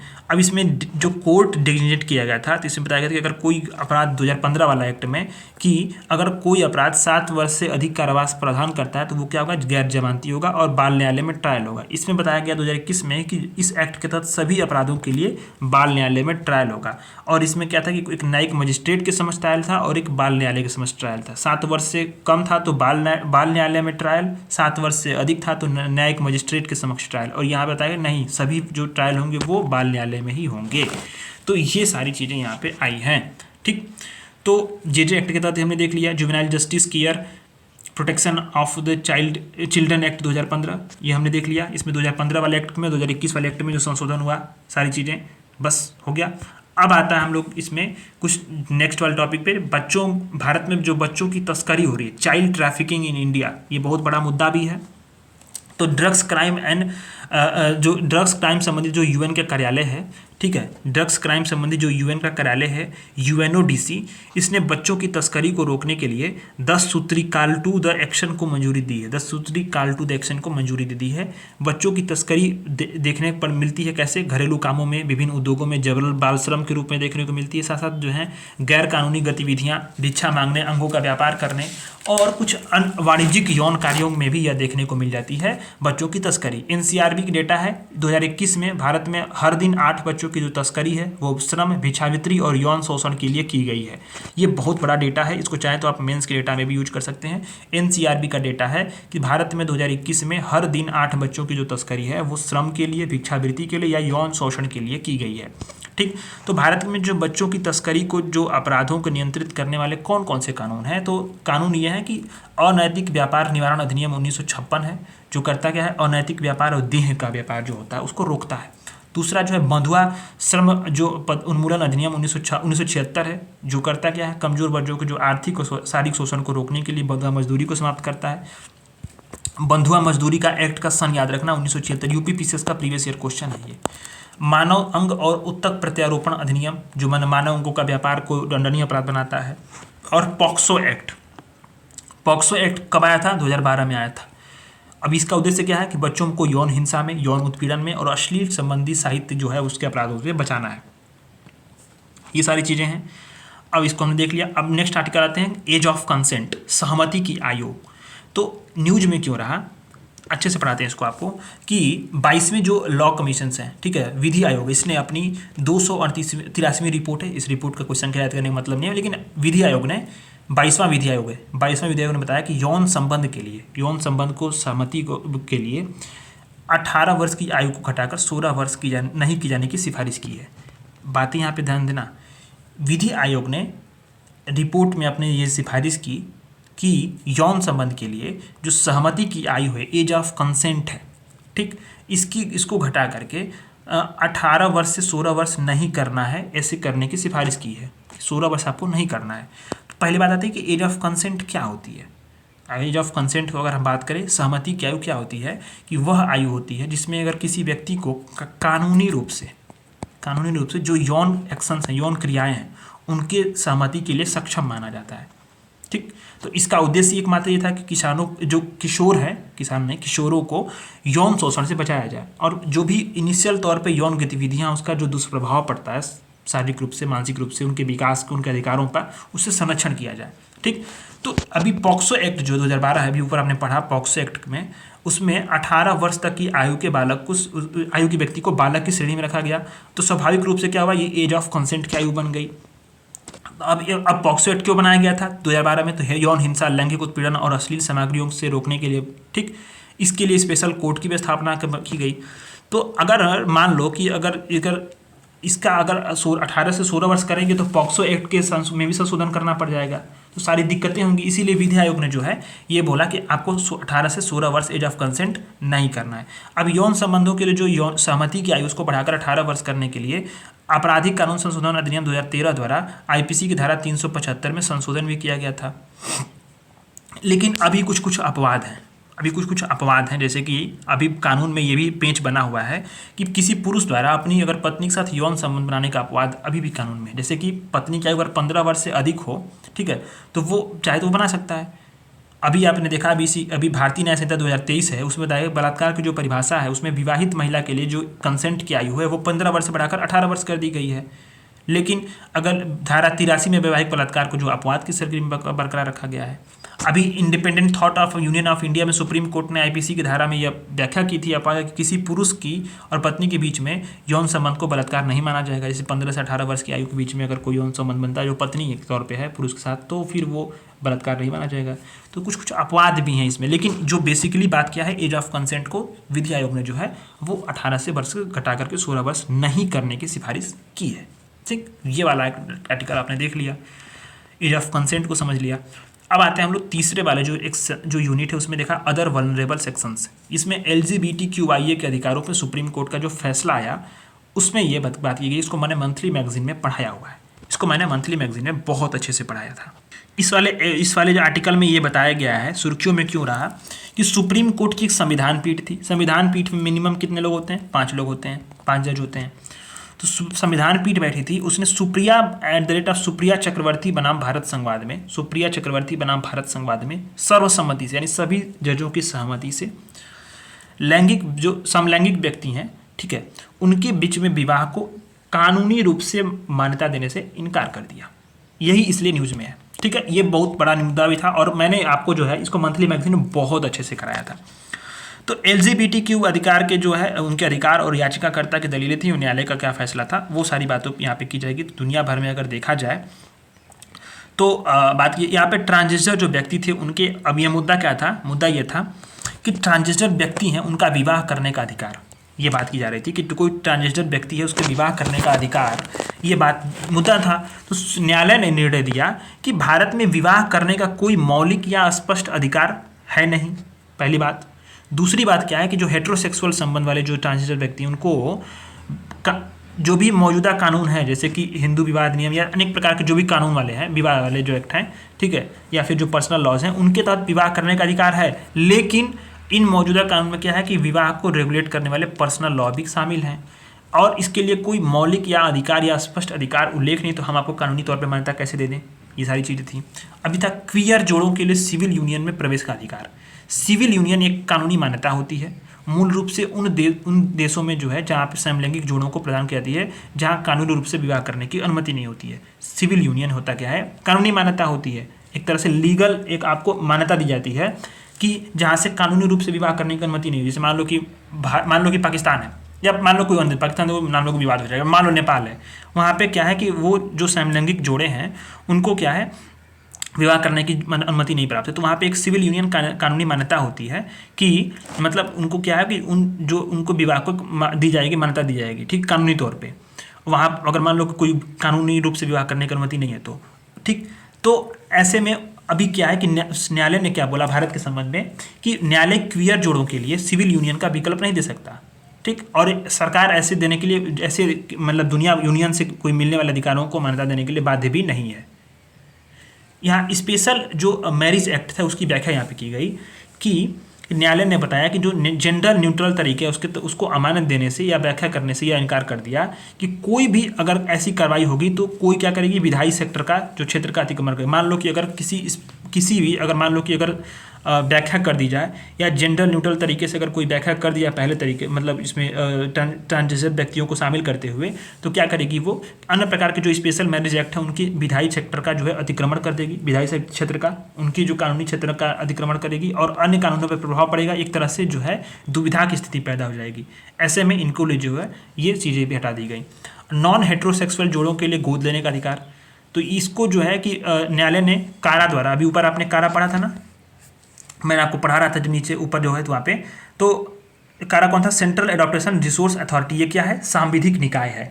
ऊपर आपने पढ़ा था, फिर उसके बाद नीचे सारा भी पढ़ा था, स्टेट वाला था। तो कारा के तहत जो है यहाँ पे बताया गया कि उसके द्वारा जो क्वियर जोड़ों पे गोद लेने से बैन को बरकरार रखा। कारा ने क्वियर जोड़ों पे बैन लगाने से इनकार, मतलब उसको प्रतिबंध कर दिया था, गोद नहीं ले सकते बच्चों को, ठीक। अब ये सारी चीज़ें हैं। तो इसने बोला कि ये कार्य कौन कर सकते हैं, ये केवल कार्य विधायिका कार्यपालिका कर सकती है इन सारी चीज़ों को, ठीक है। तो ये बातें हैं। तो दुनिया भर में जो LGBTQ है उनके अधिकारों की बात की जा रही है। तो यहाँ पे देखा वर्तमान में 130 देशों ने समलैंगिकता को अपराध से श्रेणी से बाहर कर दिया गया है और समलैंगिक विवाह को कानूनी रूप से मान्यता देने वाला नीदरलैंड 2001 में पहला देश बना और 30 देशों ने इसको वैधता दी जा चुकी है। भारत में सुप्रीम कोर्ट ने इसको रोक दिया क्योंकि बहुत सारे पर्सनल लॉज हैं, बहुत सारे कानून हैं जिनके विधायी सेक्टर का जो है क्या है, विधायी क्षेत्र का क्या है, अतिक्रमण हो सकता है और दुविधा की स्थिति पैदा होती है, कानूनी मामलों की पेंच बढ़ जाएगी। दूसरी चीज़ क्या है कि ऐसा कोई नियम नहीं है भारत में जो कानूनी विवाह को कानूनी रूप से मान्यता देता हो या फिर जो है उसको मौलिक अधिकार के रूप में मान्यता देता हो, ये सारी चीज़ें नहीं है। ठीक, ये बातें थी। तो अब अच्छा एक बात और भी है इसमें कि LGBTQ अधिकार के संबंध कुछ अन्य निर्णय भी आए, जिसमें क्या हुआ कि नॉन बाइनरी समुदाय को जो है अब अपनी लैंगिक पहचान बनने का क्या है, संवैधानिक अधिकार है। और नॉन बाइनरी समुदाय को मान्यता दी गई थी नालसा बनाम भारत संघवाद 2014 में। नवजोत सिंह जौहर बनाम भारत संघवाद में ही जो धारा 377 है उसको अपराध की श्रेणी से बाहर कर दिया गया था। समलैंगिकता का जो धारा IPC का धारा 377 था उसको अपराध से बाहर कर दिया गया। तो सारी चीज़ें हैं, हमने देख लिया इसको। अब आते हैं कि ट्रांसजेंडर समुदाय के अधिकार। नीति आयोग की रिपोर्ट आई, उसमें बताया गया कि जो सामाजिक क्षेत्र है उसमें सर्वोत्तम कार्य पद्धतियाँ में प्रयत्न परियोजना का उल्लेख किया गया। प्रयत्न परियोजना, कौन सा परियोजना? प्रयत्न परियोजना। यह राष्ट्रीय राजधानी क्षेत्र जो दिल्ली है, दिल्ली NCR में ट्रांसजेंडर समुदायों की आजीविका के लिए और उनके उद्यम प्रशिक्षण के लिए कार्यक्रम बनाई गई थी। तो आपको यहाँ पे ध्यान क्या देना है कि नीति आयोग की रिपोर्ट आई जिसमें सामाजिक क्षेत्र में बेस्ट कार्य प्रणालियों की बात की जा रही थी, तो उसमें प्रयत्न परियोजना का उल्लेख किया गया, जिसमें बताया गया कि जो दिल्ली NCR है उसमें ट्रांसजेंडर समुदायों के लिए आजीविका के लिए और प्रशिक्षण के लिए, उद्यम प्रशिक्षण के लिए एक कार्यक्रम कहाँ चला गया? प्रयत्न परियोजना चलाया गया। तो प्रयत्न परियोजना क्या है? पहले बात जानते हैं हम लोग कि जो प्रयत्न परियोजना है वो उसका उद्देश्य है कि जो लाभार्थी हैं उनको जीवन की बुनियादी गुणवत्ता में सहायता की जाए, उनको कुछ उद्यमिता कौशल दी जाए। और इस परियोजना को किसने जारी किया था? तो प्रधानमंत्री कौशल विकास योजना की जो एग्जीक्यूटिव समिति है उसने जारी की थी। और इसके लिए कौन नोडल एजेंसी है? तो कौशल विकास उद्यमिता मंत्रालय जो है ये नोडल एजेंसी है। और क्रियान्वयन एजेंसी कौन है? राष्ट्रीय कौशल विकास केंद्र है जो इसका संचालन करती है। ट्रांसजेंडर समुदाय के बारे में जानते हैं। पहले तो बार बार ट्रांसजेंडर समुदाय आ रहा है, तो इसको क्या है कि ट्रांसजेंडर व्यक्ति एक्ट के तहत जो है 2019 के तहत ट्रांसजेंडर व्यक्ति ऐसे व्यक्ति के रूप में उसको परिभाषित की जाती है जिसकी वर्तमान जो लैंगिक पहचान है वो क्या है, जन्म के आधा समय जो भी लैंगिक पहचान थी उससे मेल नहीं खाती है। जैसे मान लो कि बच्चा जन्म हुआ पुरुष के वर्ग के रूप में, पर उसकी वर्तमान जो लैंगिक लक्षण है और तमाम चीज़ें हैं वो क्या है कि वो महिलाओं से मैच खाती हैं, तो वो क्या है उसको ट्रांसजेंडर व्यक्ति के तौर पे माना जाता है, जिसमें ट्रांस पुरुष, ट्रांस महिला, इंटरसेक्स वाली जो व्यक्ति, किन्नर, हिजड़ा जैसे अन्य सामाजिक सांस्कृतिक पहचान वाले व्यक्ति जो है वो शामिल होते हैं। ठीक, ये बातें हैं। अब इसमें ट्रांसजेंडर व्यक्ति के अधिकारों कानूनों का संरक्षण के बारे में देखा जाए 2019 के बारे में, तो यहाँ पे 3 बातें की गई हैं। जैसे ध्यान दो कि ट्रांसजेंडर व्यक्तियों के विरुद्ध भेदभाव पर रोक लगाई गई। ठीक है, किसमें? रोजगार, शिक्षा, स्वास्थ्य, आवास आदि सेवाओं में भेदभाव नहीं होगा। पहचान प्रमाण पत्र यानी खुद से अनुभव की जाने वाली लिंग का पहचान की अधिकार किया गया है। प्रत्येक व्यक्ति को जिला मजिस्ट्रेट द्वारा ये प्रमाण पत्र जारी किया जाएगा ट्रांसजेंडर के रूप में। शिकायत निवारण तंत्र के देखा जाए तो प्रत्येक जो संस्थान द्वारा एक व्यक्ति को शिकायत अधिकारी के रूप में भी नियुक्त करना अनिवार्य है जो इनके प्रावधानों का उल्लंघन करे। आवास का अधिकार यह है कि अगर यह है कि कोई बच्चे को ट्रांसजेंडर होगा तो उसके माता पिता या निकटतम परिवार से अलग नहीं किया जाएगा। हालांकि अगर कोई पंजीकृत प्राधिकृत न्यायालय आदेश है तो वो ऐसा आदेश दे सकता है। ठीक है, ये बातें हैं। कुछ पहल शुरू की गई हैं ट्रांसजेंडर व्यक्तियों के लिए। पहला पहल है स्माइल परियोजना, बहुत इंपॉर्टेंट है ट्रांसजेंडर व्यक्तियों के सामाजिक आर्थिक विकास के लिए। अम्ब्रेला योजना है, इसमें बहुत सारी योजनाएं शामिल है। अम्ब्रेला योजना मतलब बहुत सारी योजनाएं इसके अंतर्गत समाहित हैं, जिसमें 2 उप योजनाएं कौन सी हैं? तो ये भिक्षावृत्ति में जो व्यक्ति उसका पुनर्वास करना और ट्रांसजेंडर समुदाय के लिए जो है व्यापक पुनर्वास कार्यक्रम है, उसके लिए सेंट्रल स्पॉन्सर्ड स्कीम है। दूसरा एक है कि सामाजिक न्याय और अधिकारिता मंत्रालय ने ट्रांसजेंडर समुदाय के लिए राष्ट्रीय पोर्टल भी शुरू किया है। और गरिमा गृह किसके लिए शुरू किया गया है? ट्रांसजेंडर समुदाय के लिए आश्रय गृह के रूप में। तो 3-4 योजनाएं हैं, स्माइल परियोजना, सामाजिक न्याय अधिकारिता मंत्रालय द्वारा राष्ट्रीय पोर्टल और गरिमा गृह। ठीक है, ये सारी चीज़ें हैं। अब आता है बहुत बढ़िया वाला आर्टिकल, अब ये है, इसमें समझो यहाँ से सवाल बनने की पूरी संभावनाएं हैं। और ये अभी जो PM जनमन स्कीम चालू हुई ना, ये अभी बहुत सारे जो वनडे एग्जाम्स हुए या फिर एग्जाम्स हाल फिलहाल में हुए तो PM जनमन स्कीम को पूछा हुआ है। सुर्खियों में क्यों रहा? केंद्र सरकार ने जनजाति गौरव दिवस पर PM जनमन योजना को शुरुआत की। PM जनजाति आदिवासी न्याय महाअभियान यानी PM जनमन योजना को शुरुआत की। किस दिवस पे? केंद्र सरकार ने जनजाति गौरव दिवस पे ये शुरुआत की गई। ठीक, ये इंपॉर्टेंट है। अब हमने पीटी 365 में या फिर जो अन्य चीज़ें हैं, जैसे कि मान लो कि आप मंथली मैगजीन है, इसमें हम लोग इस आर्टिकल को कवर किया गया था। ठीक है, तो पीएम, पहली बात समझ लो कि भारत में जनजातियों को समझते हैं, पहले जनजाति समझेंगे, फिर विशेष रूप से जो संवेदनशील जनजाति उनको समझेंगे, अब इसके बाद जो है कानूनों को समझेंगे। तो जनजाति अगर देखा जाए तो अनुच्छेद 342 में पहले जनजाति देखो, सुरक्षित ने देख लिया कि पीएम जनमन योजना शुरू की गई है। अब आते हैं जनजाति, पहले देखते हैं 342 आर्टिकल है, उसमें एसटी को, अनुसूचित जनजाति ट्राइब्स को, शेड्यूल ट्राइब्स को जनजाति या जनजाति समुदायों या जनजाति समुदाय के हिस्से के या वर्गों के रूप में परिभाषित किया गया है। और ऐसी अधिसूचना कौन करता है? राष्ट्रपति करते हैं, प्रेसिडेंट करते हैं। ठीक है, प्रेसिडेंट करते हैं। अभी 2011 की जो जनगणना हुई, ध्यान आपको देना है, ये जनगणना बहुत इंपॉर्टेंट है। जनगणना आप लोग पढ़ के जाना, डेटा से सवाल पूछता है, यूपीपीसीएस में भी, बीपीएससी में भी, यूपीएससी में भी सवाल बनने की पूरी संभावनाएं होती हैं जनगणना से। तो 2011 की जो जनगणना है उसमें बताया गया है कि जो जनजाति, अनुसूचित जनजाति की जो आबादी है वो 8.6% है। कितनी है? 8.6%। टोटल पॉपुलेशन की 8.6% क्या है? जनजाति है हमारी पूरे भारत में, अनुसूचित जनजाति की आबादी। और सबसे अधिक परसेंटेज के रूप में कहाँ पे है? परसेंटेज के रूप में, प्रतिशत के रूप में, तो लक्षद्वीप में 94.8%, दूसरा उसके बाद मिजोरम 94.4%। और लेकिन आबादी देखिए, सबसे अगर आबादी संख्या के तौर पर देखिए सबसे अधिक आबादी कहाँ पे है? तो एमपी में है। नोडल मंत्रालय इनके लिए कौन काम करता है? जनजातियों के लिए तो जनजाति कार्य मंत्रालय करता है। दुनिया भर में, विश्व भर में देशज लोग हैं, उनके लिए आदिवासी, उनके लोगों के लिए अंतर्राष्ट्रीय दिवस है, उसको विश्व आदिवासी दिवस मानते हैं। और ये 9 अगस्त को विश्व आदिवासी दिवस मनाया जाता है। किस तारीख को? 9 अगस्त को। ठीक है, विश्व आदिवासी दिवस मनाया जाता है। क्यों मनाया जाता है? क्योंकि इसी दिन जो है देशज आबादी पे यूएन का जो एक वर्किंग कमेटी है, इसकी बैठक हुई थी पहली बार। बात आपने समझ ली। अब इसी अनुसूचित जनजाति में से एक स्पेशल श्रेणी आती है, उसको बोलते हैं, अभी देखो आप नीचे, उसको बोलते हैं पीवीटीजी। ठीक है, तो ये पीवीटीजी क्या है कि आप समझो कि ये एक पर्टिकुलरली वनरेबल ट्राइबल ग्रुप्स, यानी विशेष रूप से संवेदनशील जनजाति समूह जो हैं वो पीवीटीजीज होते हैं। अब केंद्र सरकार द्वारा एक विशेष श्रेणी होता है, किसमें? जनजाति, जो एसटी हैं, एसटी में से ही कुछ विशेष श्रेणी के जो जनजाति समूह होंगे उनको पीवीटीजीज के रूप में रखा जाएगा। और किसकी सिफारिश पे पहली बार बनाया गया था? तो यूएन ढेबर आयोग 1961 में ढेबर आयोग, बहुत इंपॉर्टेंट है, याद रखना इसको।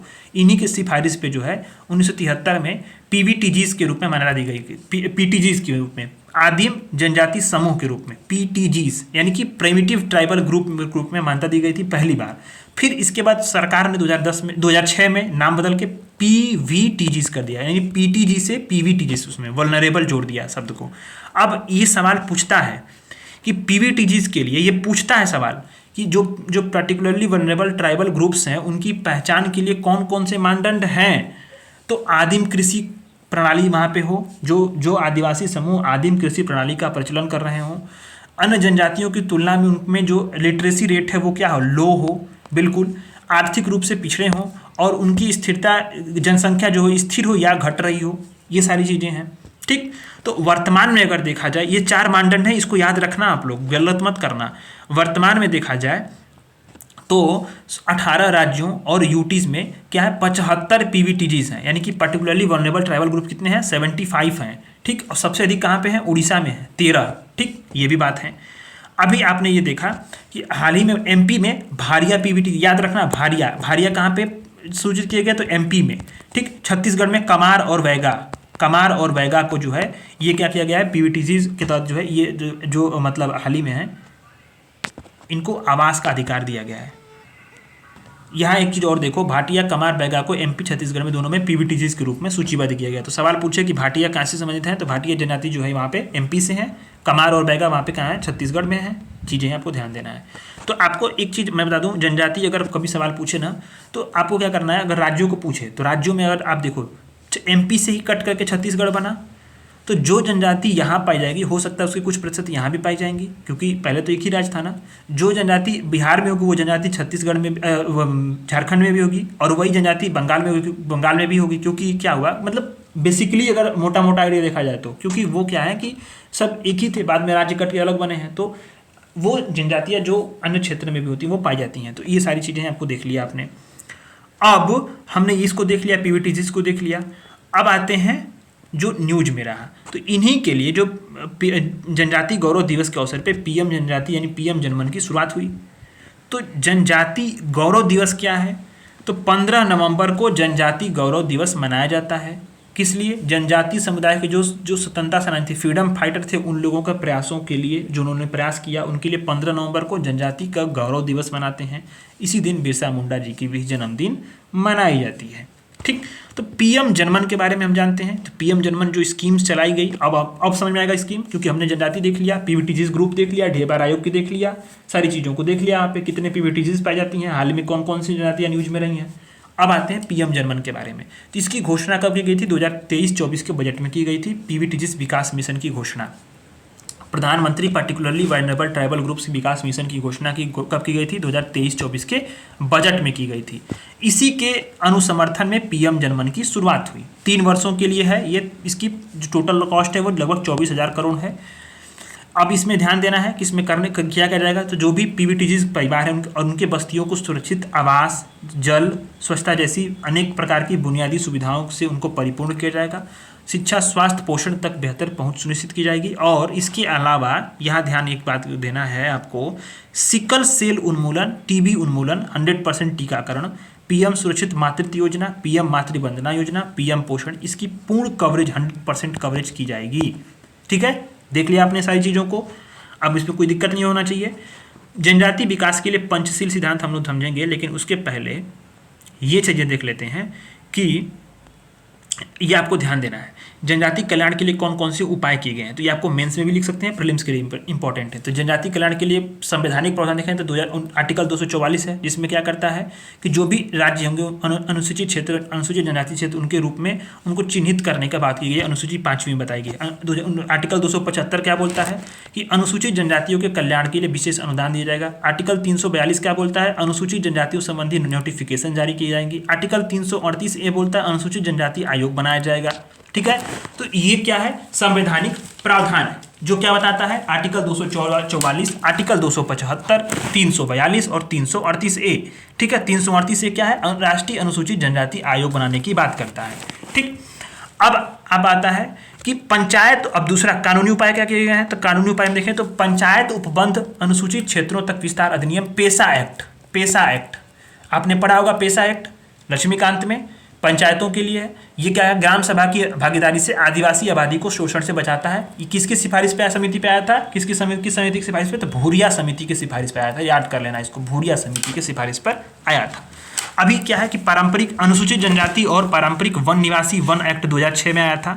जो वन में निवास करने वाली जनजातियाँ हैं उनके लिए भूमि का स्वामित्व, आजीविका और खाद्य सुरक्षा सुनिश्चित करता है।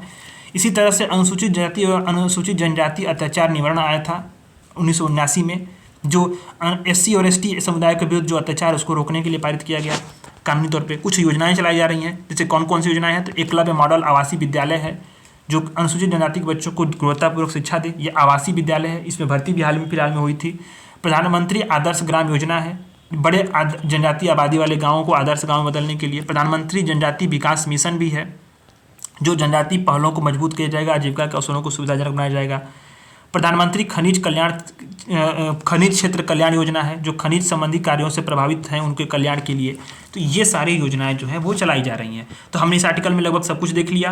अब आते हैं हम लोग यहाँ पे कि जो जनजाति विकास के लिए पंचशील सिद्धांत, ये मेंस के लिए है, ये प्रीलिम्स के लिए नहीं है। पंचशील सिद्धांत में लोग प्रीलिम्स में नहीं पूछेगा, लेकिन देख लेते हैं कि लोगों का विकास प्रतिभा के अनुसार हो, भूमि जंगल पर जनजाति अधिकारों का सम्मान किया जाए, जो भी जनजाति समूह है उनके लिए प्रशासन और विकास कार्यों के लिए उनको ट्रेंड किया जाए, गवर्नेंस संबंधी गतिविधियों को सावधानीपूर्वक की जाए और परिणामों का मूल्यांकन आंकड़ों के आधार पर नहीं हो बल्कि उनके गुणों पे, मूल्यों के आधार पे किया जाए। ठीक है, ये सारी चीज़ें यहाँ पे हैं। इस आर्टिकल में हम लोगों ने सब कुछ देख लिया, कुछ भी नहीं बचा इसमें। अब आते हैं हम लोग दूसरे वाले इसके भाग में, डी नोटिफाइड ट्राइब्स के रूप में आते जो आर्टिकल दिया हुआ है उसको समझते हैं।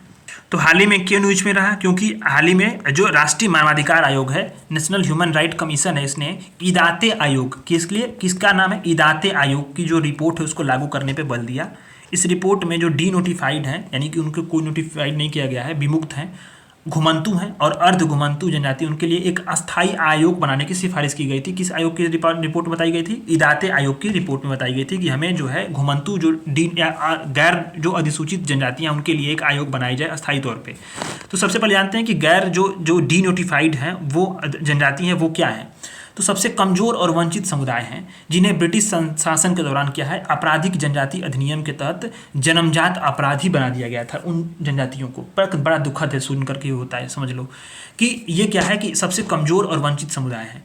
अब ब्रिटिश सरकार ने इन्हें आपराधिक जनजाति एक्ट के तहत जन्मजात अपराधी भी घोषित कर दिया था। अलग अलग व्यवसाय में सम्मिलित हैं अभी वर्तमान में और बहुत विषम स्थिति में हैं, जैसे चाबी बनाना, नमक का व्यापार करना, मनोरंजन करना, सपेरा, जादूगर, कलाबाजी, पशु चराना, ये सारे कार्य करते हैं।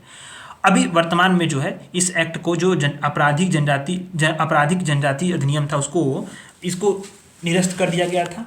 ठीक, रेनके आयोग के अनुसार अगर देखा जाए, रेनके आयोग के अनुसार, ठीक, यहाँ बात किसकी गई थी? इदाते आयोग की। यहाँ रेनके आयोग 2008 में बना था। इसके अनुसार देखा जाए तो भारत में लगभग 1500 घुमंतु और अर्ध घुमंतु जनजातियां हैं और 198 डी नोटिफाइड जनजातियां। इनकी कुल जनसंख्या कितनी है? 15 करोड़ है, बहुत बड़ी जनसंख्या होती है। और गैर अधिसूचित जनजाति समुदाय द्वारा 31 अगस्त को विमुक्ति जाति दिवस मनाया जाता है। नोट करना इन सारी चीज़ों को, गलत मत करना। विमुक्ति जाति दिवस कब मनाया जाता है? 31 अगस्त को। किन लोगों द्वारा? गैर अधिसूचित जनजाति समुदायों द्वारा। अभी ऊपर आपने जनजाति गौरव दिवस को देखा, अब ये क्या है? विमुक्ति जाति दिवस है।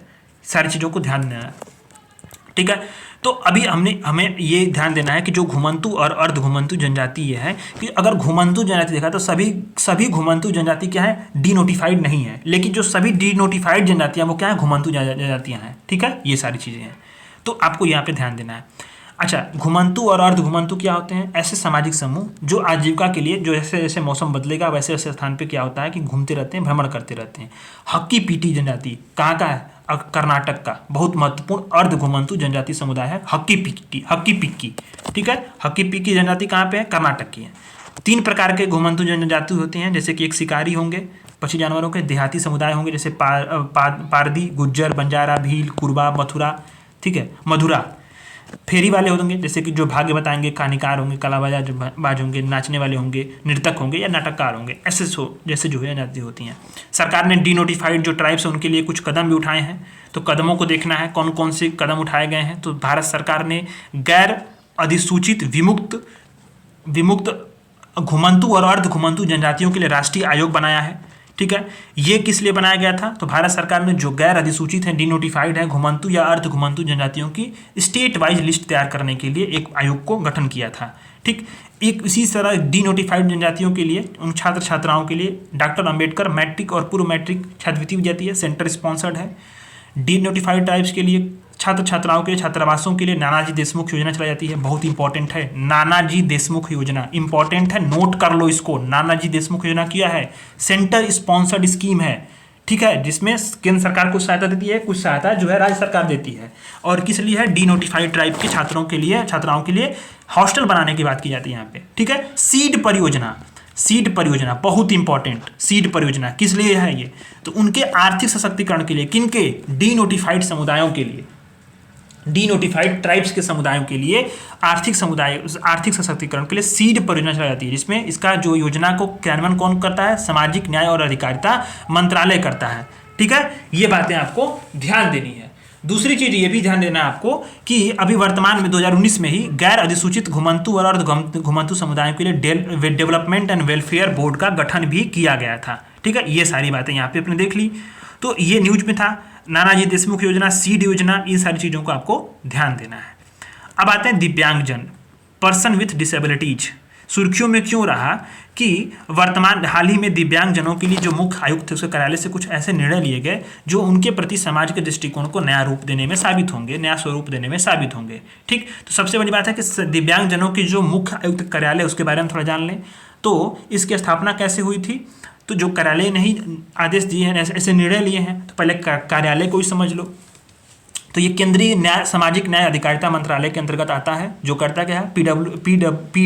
PWD की, यानी कि पर्सन विथ डिसेबिलिटीज़ के जो अधिकार उनकी सुरक्षा के लिए कदम उठाता है और ऐसे पॉलिसीज़ की पहचान करता है, जो कि क्या है कि आप जो निःशक्त व्यक्ति अधिनियम 1995 था उसके तहत नहीं होते हैं, ठीक है। ये बातें आती हैं, तो ये सारी चीज़ें हैं।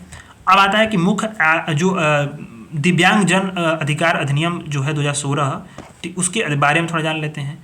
तो ये क्या है, दिव्यांगजनों के अधिकार की बात करता है। फिर इसके बाद हम लोग मुख्य आयुक्त के अदालत ने जो निर्णय लिया गया है उसको समझेंगे। पहले हम लोग इसके जो है एक्ट को समझ लेते हैं। तो दिव्यांगजनों के आरक्षण की यहाँ पे बात की गई है। जो इस एक्ट में दिव्यांग जन अधिकार अधिनियम 2016 है, इसमें बात की गई है दिव्यांगजनों के आरक्षण के, यानी कि जो सरकारी सहायता प्राप्त या भी हायर एजुकेशन होगी उसमें कम से कम 5% आरक्षण होना चाहिए। सरकारी नौकरी में कम से कम 4% आरक्षण हो, हालांकि पुलिस बल में ये नहीं होना चाहिए। ठीक है, 21 प्रकार की इस एक्ट में जो है दिव्यांगताओं की जो पहचान की गई है, जिसमें कई सारे दिव्यांगताएँ हो सकती हैं, डिसेबिलिटीज हो सकती हैं, जिसमें 21 प्रकार का महत्वपूर्ण है। अब ये बताई गई है कि इसी एक्ट में कि बेंचमार्क दिव्यांगता वाले बच्चे, जो बेंचमार्क दिव्यांगता वाले मतलब जिसमें कम से कम 40% व्यक्ति अगर डिसेबल्ड हो तो उसको बेंचमार्क दिव्यांगता बोले जाते हैं। तो इनके लिए 6 से 18 वर्ष की जो आयु के बच्चे होंगे उनको फ्री एजुकेशन या आसपास के मतलब फ्री एजुकेशन मिलेगा उनको। ठीक है, कोई फीस नहीं लगेगी 6 से 18 वर्ष की आयु तक। अभी इसी एक्ट के थ्रू जो है 2016 वाला जो एक्ट है, इसी के तहत जो है दिव्यांगता पर केंद्रीय और राज्य सलाहकार बोर्ड के माध्यम से निर्णय लेने की प्रक्रिया में भागीदारी सुनिश्चित की गई है। ठीक है, तो ये बातें हैं किसके माध्यम से, राज्य सलाहकार बोर्ड के माध्यम से। इसके लिए विशेष अदालत की भी स्थापना की गई है, और जब इनके जो अधिनियम के प्रावधानों का उल्लंघन होगा और तो इसके लिए क्या है कि अनेक प्रकार के अपराधों के लिए सजा का भी प्रावधान यहाँ पे किया गया है। ये बातें हैं। तो ऐसे में जो निर्णय लिया गया है वो कौन कौन से हैं, तो मुख्य आयुक्त की अदालत ने क्या निर्णय लिए हैं, तो मुख्य आयुक्त की जो है अदालत के निर्णय के बारे में क्या बताया गया। तो न्यायालय ने आदेश दिया है कि देश के जो सभी सरकारी कार्यालय होंगे उनके यहाँ दिव्यांगजनों के लिए सुलभ हो, मतलब जो सरकारी कार्यालय हों वो दिव्यांगजन उसमें जा सकें, आ सकें, उनके लिए ऐसा व्यवस्था हो कि सभी कार्यालय में सुलभ हो, कोई दिक्कतें ना हो। अगर मान लो कोई कार्यालय फर्स्ट फ्लोर पे या सेकंड फ्लोर पे है तो उसको ट्रांसफर करके नीचे लाया जाए या फिर उनके लिए कोई व्यवस्था की जाए। ठीक है, ये सारी बातें यहाँ पे की गई हैं। ठीक, अभी इसी बात पर न्यायालय ने यह भी जोर दिया है कि देश में जो भी व्यापार कर रही भारतीय विदेशी विमानन कंपनियां हैं उनके लिए भी जिम्मेदारी है कि जो दिव्यांग हैं उनको कोई दिक्कत ना हो, उनके लिए ऐसी व्यवस्था करें। ये मंथली मैगजीन में हमने आर्टिकल कवर किया था। अभी दिव्यांगजनों के लिए कुछ सरकारी सशक्तिकरण के लिए कुछ कदम भी उठाए गए हैं। तो सुगम भारत अभियान चलाया गया, दिव्यांग विद्यार्थियों की छात्रवृत्ति है, विशिष्ट दिव्यांगता प्रमाण पत्र परियोजना भी इनके लिए चलाई जाती है, दिव्यांगजनों के कौशल प्रशिक्षण के लिए राष्ट्रीय कार्य योजना भी है, दिव्यांग उद्यमियों के लिए रियायती ऋण सहायता भी मिलती है। ठीक है, ADIP कार्यक्रम भी चलता है। ठीक है, दिव्यांगजनों के लिए उपकरणों की खरीद के लिए दीनदयाल दिव्यांग पुनर्वास परियोजना भी चलती है, जो उनके लिए समान अवसर, समानता, सामाजिक न्याय, सशक्तिकरण सुनिश्चित करे, ये ऐसा परिवेश बनाती है। दीनदयाल दिव्यांग पुनर्वास परियोजना DDRS, ये सारी जो परियोजनाएं हैं वो इनके दिव्यांगों के लिए चलती हैं। तो हमने ये देख लिया आर्टिकल। अब हम लोग आते हैं अपने नेक्स्ट वाले आर्टिकल, मैनुअल स्कैवेंजिंग। ये लास्ट आर्टिकल है तीसरे वाले यूनिट का। तो सुर्खियों में क्यों रहा कि सरकार ने जो है लोकसभा में एक प्रश्न का जवाब देते हुए बताया कि देश के जो 766 जिले हैं उसमें से 714 जिलों ने मैनुअल स्कैवेंजिंग की हाथ से मैला ढोने से मुक्त बता दिया है। मतलब बहुत बड़ी उपलब्धि है, लेकिन अभी भी समस्याएं हैं, क्योंकि अभी मैनुअल स्कैवेंजिंग क्या होती है कि जो मानव मल है, ठीक है, उसका हाथ से सफाई करना मैनुअल स्कैवेंजिंग होती है, सेप्टिक टैंकों से या सीवर से। ठीक, ये बातें हैं। अभी इसी मैनुअल स्कैवेंजिंग को जो है हाथ से मैला उठाने वाले जो कर्मी थे उसका प्रतिशोध किया गया, उसका नियोजन में, और उसका पुनर्वास अधिनियम 2013 बनाया गया, उसको बैन कर दिया गया इसको, यानी कि इसी एक्ट के तहत, यानी कि हाथ से मैला उठाने वाले कार्मिकों के नियोजन का प्रतिषेध और पुनर्वास एक्ट के तहत मैनुअल स्कैवेंजिंग यानी हाथ से मैला उठाना या सफाई करना या सीवर की सफाई करना उसको बैन कर दिया गया। अगर ऐसा कोई करता है, उल्लंघन करता है, तो 2 साल की कैद होगी और 1 लाख रुपए का जुर्माना, दोनों से उसको दंडित किया जाएगा। तो अभी हाल ही में सरकार ने लोकसभा में एक प्रश्न का जवाब दिया कि देश के जो 766 जिले हैं उसमें से 744 में से 414 ने 666 में से 766 में से 714 ने मैनुअल स्कैवेंजिंग से मुक्त कर लिया है। ठीक, ये बातें हैं। तो इस वाले जो एक्ट है ना 2013 में, इनके प्रतिषेध जो मानव हाथ से मैला उठाने वाले जो कार्मिकों का नियोजन का प्रतिषेध और पुनर्वास एक्ट के बारे में, तो इसमें बताया कि इसमें हाथ से मैला ढोने वाले कौन लोग हैं। तो मान लो कि अस्वच्छ शौचालय, खुली नाली या गटर, सीवर या रेलवे पटरी से जो माल उठाते हों, या फिर अपवाद में मान लो चलो कि कोई ऐसा जैसे इसमें अपवाद ये है कि अगर कोई मान लो किसी डिवाइस से, अगर मान लो किसी उपकरण से मानव माल को साफ किया जाता है तो वो मैनुअल स्कैवेंजिंग में नहीं आएगा। ठीक है, लेकिन अगर कोई हाथ से मैला उसको साफ कर रहा है तो वो क्या है कि इसमें जो है हाथ से मैला ढोने वाले शामिल किए जाएंगे। ठीक, सफाई कर्मचारी भी जो होंगे, अगर कभी हाथ से मैला अगर साफ कर रहे हैं या फिर उसको किसी तरह से मतलब उसमें संलग्न है तो उसको प्रतिबंधित करता है ऐसे कार्यों को। ठीक, तो क्या प्रतिबंधित करता है, तो इस कैसे कानून मतलब ये मैला ढोने वाली प्रथा को प्रतिबंधित करता है। तो सबसे पहला काम ये करता है कि जो अस्वच्छ शौचालय हैं उनको इस्तेमाल खत्म कर देना है। इसके लिए जो लोकल अथॉरिटीज है उनके लिए कुछ प्रतिबद्धताएं रखी गई हैं। जो सामुदायिक स्वच्छ शौचालय हैं उनके निर्माण की जिम्मेदारी किसकी रखी गई है, लोकल अथॉरिटीज़ की रखी गई है। क्या उनसे लोकल मतलब पंचायतों की, नगर पालिकाओं की, नगर नहीं मतलब स्थानीय प्रजा जो शहरी निकाय हैं और जो ग्रामीण निकाय हैं उनके लिए। ठीक, ये बातें हैं। कौन कौन सी चीज़ों को अपराध के रूप में वर्णित करता है, तो मान लो कि लोगों को हाथ से मैला ढोने वाले काम को अपराध को रखता है। कोई स्वच्छता तंत्र ना हो इसके बावजूद सेफ्टी को सीवर टैग की सफाई कर रहा हो उसको जो है बैन करता है अपराध के रूप में। ठीक, रखता है। अस्वच्छ शौचालयों का निर्माण हो उसको अपराध के रूप में रखता है। अगर इस एक्ट के लागू होने की निश्चित अवधि के भीतर अगर अस्वच्छ शौचालयों का प्रयोग समाप्त परिवर्तित नहीं हो रहा तो उसको अपराध की श्रेणी में रखता है। ये सारी चीज़ें हैं। तो हाथ से मैला ढोने वालों का पुनर्वास भी ये एक्ट करता है, जिसमें कि अगर यह ऐसा नियम और प्रोसेस निर्धारित करता है ताकि क्या है कि जो पुनर्वास जो है उनको वैकल्पिक रोजगार में प्रशिक्षण दे सके, वित्तीय सहायता दे सके और संपत्ति खरीदने में सहायता माध्यम से इन सारे कार्यों से वो हटा सके। हाथ से मैला ढोने वाले की पहचान का दायित्व यह है कि इस प्रत्येक स्थानीय प्राधिकरण, छावनी परिषद या रेलवे प्राधिकरण को हाथ से मैला ढोने वालों की पहचान करने के लिए उत्तरदायी बनाना है और इन्हें जो है उससे उन कार्यों से दूर करना है या उनके लिए डिवाइस उपलब्ध करानी है। डिवाइस से करेंगे तो ज़्यादा उनको दिक्कत होगी नहीं। मैनुअल स्कैवेंजिंग के लिए कुछ पहल शुरू की गई इसको कम करने के लिए। तो मशीनीकृत सैनिटेशन परिवेश के लिए राष्ट्रीय नीति बनाई गई, यानी कि सेप्टिक टैंकों की, सीवर की, इनके क्या है कि इनकी सफाई जो है वो क्या है कि मशीनीकृत हो। स्वच्छता मोबाइल ऐप की शुरुआत की गई जिसके माध्यम से जो हाथ से मैला उठाने वाले कार्मिकों की पहचान करनी है।